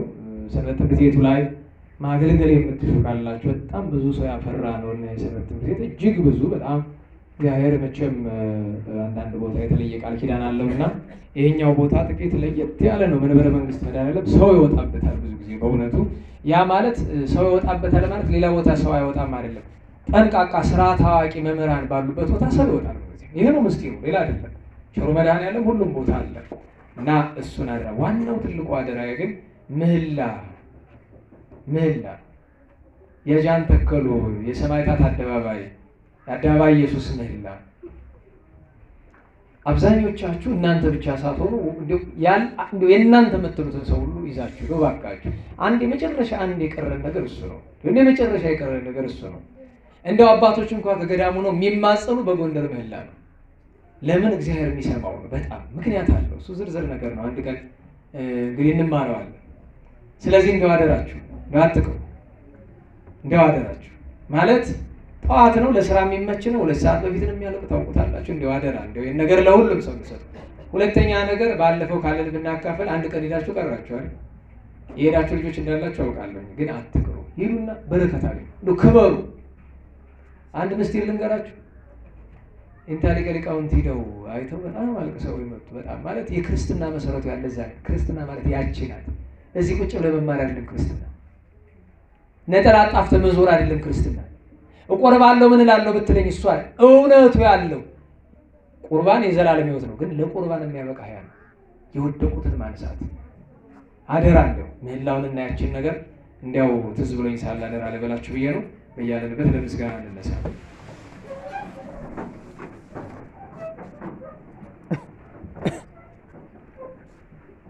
ስብሐት ለአብ ስብሐት ለወልድ ስብሐት ለመንፈስ ቅዱስ ስብሐት ለአብ ስብሐት ለወልድ ስብሐት ለመንፈስ ቅዱስ ስብሐት ለአብ ስብሐት ለወልድ ስብሐት ለመንፈስ ቅዱስ ስብሐት ለእግዝእትነ ማርያም ድንግል ወላዲተ አምላክ ስብሐት ለመስቀለ እግዚእነ ኢየሱስ ክርስቶስ ክርስቶስ በምህረቱ ይዘከረነ አመዳግም ምጽአቱ እያስታፍረነ በሰቦተ ስሙ ያንቃሃነ ወበአምልኮቱ ያጽንአነ እግዝእትነ ማርያም አዕርጊ ጸሎተነ ዋስተስሪ ኩሎ ኃጢአተነ ቅድመ መንበሩ ለእግዚእነ ለዛብልአነ ዘንተ ህብስተ ወለዘአስቴነ ዘንተ ጽዋአ ወለዘሰርአ ለነ ሲሳየነ በአራዘነ ወለዘተአገሰ ለነ ኩሎ ኃጢአተነ ወለዘወሃበነ ስጋሁ ቅዱሰ ወደሞ ክቡረ ወለዘአብጽሐነ እስከ ዛቲ ሰዓት መላለም ምሕረቱን አብሎቱ ስብሐተ ወአኮቴተን እግዚአብሔር ልዑል ወለወላዲቱ ድንግል ወለመስቀሉ ክቡር ይትአኮቶ ይሰብሐ ስሙ ለእግዚአብሔር ወትረ በኩሉ ጊዜ ወበኩሉ ሰዓት ስብሐት ለአብ ወወልድ ወመንፈስ ቅዱስ ይእዜኒ ወዘልፈኒ ወለዓለመ ዓለም አሜን። አውሎጉሶን በእንተ አብ ወወልድ ወመንፈስ ቅዱስ አቀበት ለወጡ ቁልቁለት ለወረዱ እርጥብ ለጤሰባቸው ደረቅ ለነደደባቸው ለረዱ ለተራዱ ለዘከሩ ላዘከሩ ስመ እግዚአብሔር ስመ ማርያም ድንግል ስመ ቅዱሳን ለጠሩ ሁሉ እግዚአብሔር አስበ ቅዱሳን ይሰብልን። ጸሎተ እግዝእትነ ማርያም እንበል። ሰላም ለኪ ዘንሰግድ ንግሥኪ ንግሥተ አድኅኖ ማርያም ምንን አስተበቋኪ ማርያናዊት ማይጸነብኪ በእንታና መኪ ወያቂ ማቦኪ ማህበረ ነወትረ ድንግል ባረኪ ጸሎተ እግዝእትነ ማርያም ድንግል ወላዲተ አምላክ ታበየ ነው ዚለ እግዚአብሔር ወትታሰይ መንፈሴ በአምላኪ ወመድኃኒ እስመረ ሕማማ ለአመቱ ናሁ ሚዝስ ያስተበጽኡኒ ኩሉ ትውልድ እስመ ገብረ ሊተ ኃይለ አብያቶ ቅዱስ ስሙ ወሳይሉኒ ለትውልደ ትውልድ ለለ ይፈርህዎ ገብረ ኃይለ በመዝራዕቱ ወዘሮም ለለ አብዩን ሊና ልቦሙ ለሰቶሙ ላያላን መናበርቲሆሙ አይቤዮሙ ለትሑታን ዋዝገቦሙ በረከቱ ለርቡባን ፈኖሙ ራቆሙ ለብዑላን ተወክፎ ለእስራኤል ቁልኤሁ ተዘከረ ሳይሎ ዘይቤሎሙ ለአበዊነ ለአብርሃም ወለዘሩ እስከ ለዓለም ባርክነ ቀድስና ንጽህነ እግዝእትነ ፍትነ ማእሰሪው ለሰይጣን እሙ ለመድህን ወለተ ብርሃን ኦ መዝገበ በረከት መዝገበ ቅድሳት መዝገበ ንጽ መዝገበ ርኅራኄ መዝገበ የዋሃት ባረክነ በእዴኪ በከመ ባረኪዮ ለኤፍሬም ፍቁርኪ በበረከተ ወልድኪ ወአቡሁ መንፈስ ቅዱስ ስብሐት ለአብ ወወልድ ወመንፈስ ቅዱስ ለዓለሙ ወለዓለመ ዓለም። ሰላም ለያሬድ ስብሐተ መላእክት ለህዋጼን ታይረገ በልቡ ህሊና መንፈስ ረዋጼ ለትምህርተ መጽሐፍ ገባማ በኮነ ነፋጼ በብዙ ጻማ ዛልቦ ሁጻጼ መልተ ጉንደ ኦም ነጺሮ እንዘ ያዐርግ ጽ ሰላም ለትንሣኤከ ለአዳም ዘኮኖ ዕለተ መድኃኒትም ተኮኖ እግዚአብሔር ጽረኒሃ ጽረ መስቀል ገጽ አድኖ ያሐድግን ዘተከለ ወይኖ እንበለ አስተናጽእ አውዶ ወይዝቁን ጸቆኖ ሰላም ለክሙን ጦንሶ መቃርስ አቢብ ሲኖዳ ገብረ መንፈስ ቅዱስ ለባርኮትነ ንዑስ ተጽራዛቲ መቅደስ ተክለ ሃይማኖት አኖሬዎስ ኤዎስጣቴዎስ ሳሙኤል ተክለ አልፋ በብኑዳ ኪሮስ ነአ ሀቤ ዳዊት ንጉሠ እስራኤል በዓለ መዝሙር ሰናይ ወጡ መቃል ታለበውን ይነገረው ፍካሬ ኩሉ አምሳል ከመሰብሖ ለእግዚአብሔር ልዑል ወከመወድሳ ለማርያም ድንግል እንዘ ጸር ወእብል ማርያም ንጽሕት ድንግል ወላዲተ አምላክ ማእምንት ሰአሊተ ምሕረት ለውሉደ ሰብ ሰአሊ ለነ ሀበ ክርስቶስ ወልድኪ ይስረይ ኃጢአተነ ሰአሊ ለነ ቅድስት ጸሎታ ለማርያም ውስለታ ያድነን እማ ተወልዳ ጸሎታ ለማርያም ውስለታ ለሕዝበ ክርስቲያን ለነፍሳተ ሙታን ለመካናቲነ መንበረ መንግስት ወደብረ መድኃኒት ወደብረ ገነት ለቤተ ክርስቲያን ቅድስት ወለሀገሪትነ ኢትዮጵያ ለአግብርታ ወላይ ማታ ይኩነነ ከመወልታ በጸሎትሽ ወበስለትሽ ለአቦ ንጹሐን ለቅዱስ ኤፍሬም ለአባ ሕርያቆስ ለአባ ጊዮርጊስ ለአባ ሳሙኤል ለቅዱስ ደቅስዮስ ለያሬድ ማሕሌታዊ ለአባ ኪሮስ ለአባ መባጽዮን ለአቡነ ዘርዓ ያዕቆብ ለብፁዕ ገብረ ክርስቶስ ለቅዱስ ዮሐንስ አፈወርቅ ለአባ ጽዬ ድንግል ለአባ ዮሐንስ ዘደማስቆ ለአባ ሳሙኤል ዘደብረ ቀለሞን ለቅዱስ ዮሐንስ ወልደ ነጎድጓድ ለቅዱስ ቄርሎስ አምደ ሃይማኖት ለአቡነ አቢብ ለንጹሐት አንስት ለቅድስት ታኦክልያ ለክቡራን ሐዋርያት የተለመንሽ ድንግል እመቤታችን ለእኛም ተለመኝን። ጽኔት በድንግልና ስርጉት በቅድስና እመቤታችን ጸጋውን ክብሩን እንዳይነሳን ለምኝልን። አእምሮውን ለቦውን ጥበቡን ፍቅርሽን መዓዛሽን በልቦናችን ሳይልን አሳድርልን። የቸርነት ባለቤት ይቅርታ ጌታ ዘላለም ሥላሴ ኢትዮጵያ ሀገራችን ቅድስት ቤተ ክርስቲያንን ከመከራ እንዲጠብቅልን እድሜያችን ለንስሐ ዘመናችን ለፍስሐ እንዲሰጠን ከምንሰማው ከምንፈራው መከራ ሁሉ እንዲሰውረን ለንስሐ ሞት እንዲያበቃን ከእመቤታችን ጣዕመ ፍቅሯን ከቅዱስ ያሬድ ጣዕመ ዜማ ከንጹሐን በረከት እንዲያሳድርብን ፍጻሜያችን እንዳሳምርልን የሞት ወገኖቻችን ነፍሳቸው እንዲምርልን ይልቁኑ የአባታችን የገብረ መስቀል የወንድማችን የወልደ ተክለ ሃይማኖት የእህታችን የወለተ ማርያም ነፍስ በአብርሃም በይስሐቅ በያዕቆብ አጠገብ እንዲያኖርልን ለጸሎት በቆማችሁ ጊዜ ስማችን አስቡ ያሉ ሁሉንም በየስማቸው ቸሮ መድኃኔዓለም እንዲያስብልን ይልቁኑ የቅድስት ሥላሴ ልጆችን በያሉበት ሁሉ በምህረቱ እንዲጠብቅልን የሰላም አምላክ ሰላም እንደዋለን ብርሃነ ትንሣኤውን ገልጾ በምህረቱ ሰላም እንዲያሳድረን ቅዱስ ስሙን እንደ ቸርነት እያልን እንጥራ።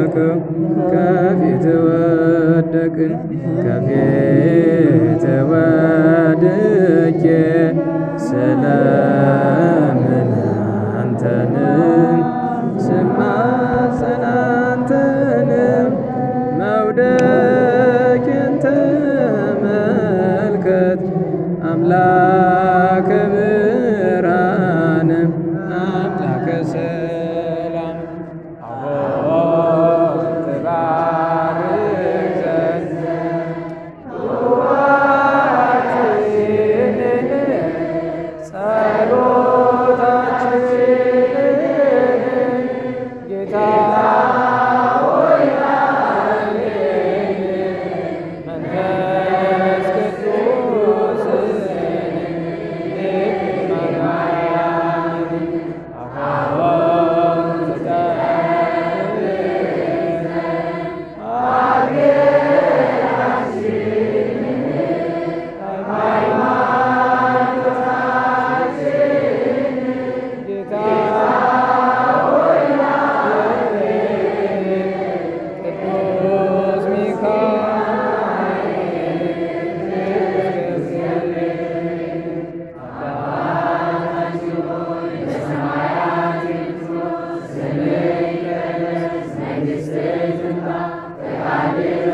በሆነች እንዲሁም በምድርቱ የዕለት እንጀራችንን ዛሬ በደላችንን ይቅር በለን እኛም የበደሉንን ይቅር እንደምንል። አቤቱ ወደ ፈተና አታግባን ከክፉ ሁሉ አድነን እንጂ መንግሥት ያንተ ናትና፣ ኃይል፣ ክብር፣ ምስጋና ለዘላለሙ አሜን።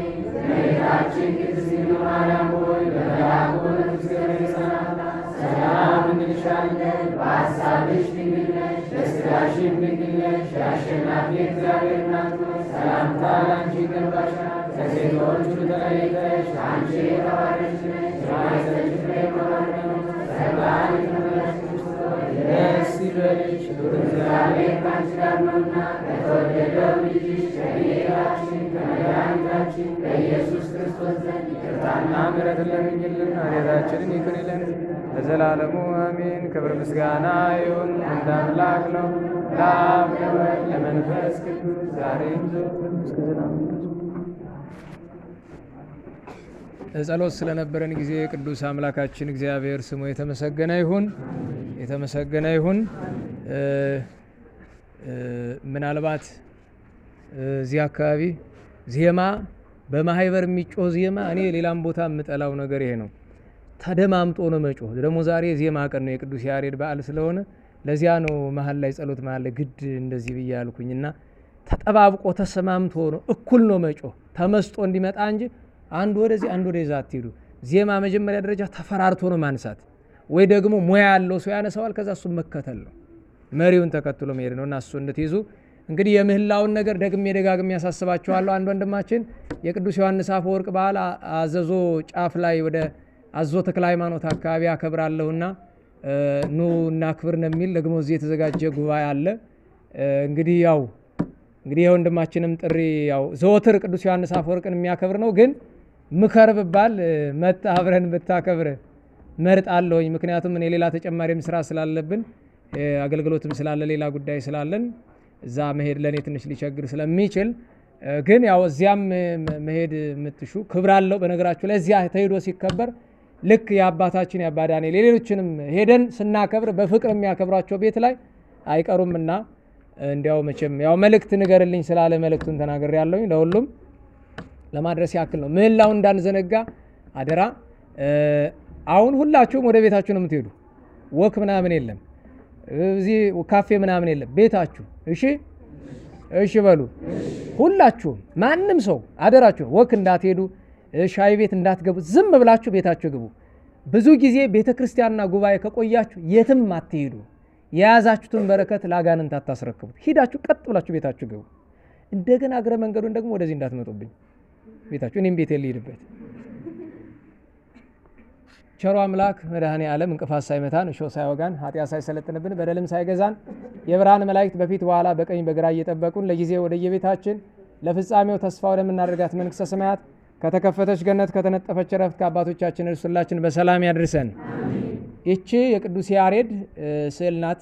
እዚያ ደብረ ኤዶም ተራራው ላይ ያለው ቤተክርስቲያን 20 ብር ነው የምትሸጠውና ደብሩንም ለማገዝ ጸሎት መጽሐፋችሁም ትሆናለች ነው የሚሉት የገዳሙ አባቶች። እቺን ልከዋል በር ላይ ስላለች 20 ብር መግዛት እንደምትችሉ ረስቼ ነው። ስብሐት ለእግዚአብሔር ልዑል ወለወላዲቱ ድንግል ወለመስቀሉ ክቡር ዕፀ ሣህል አሜን።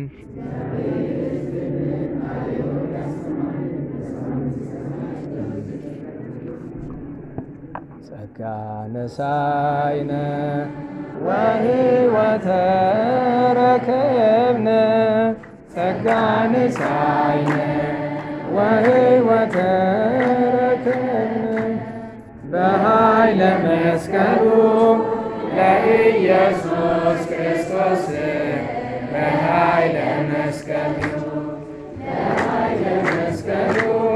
ለኢየሱስ ክርስቶስ በኃይለ መስቀሉ ያከ እግዚኦ ነአኩት ወንሴብሐከ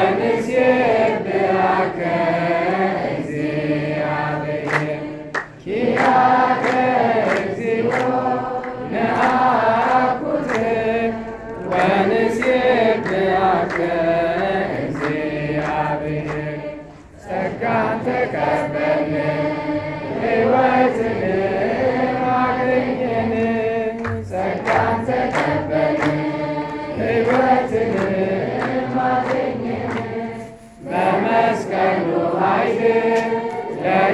ለኢየሱስ ክርስቶስ በመስቀሉ ኃይል በመስቀሉ ኃይል ለኢየሱስ ክርስቶስ በመስቀሉ ኃይል አቤቱ አንተ አቤቱ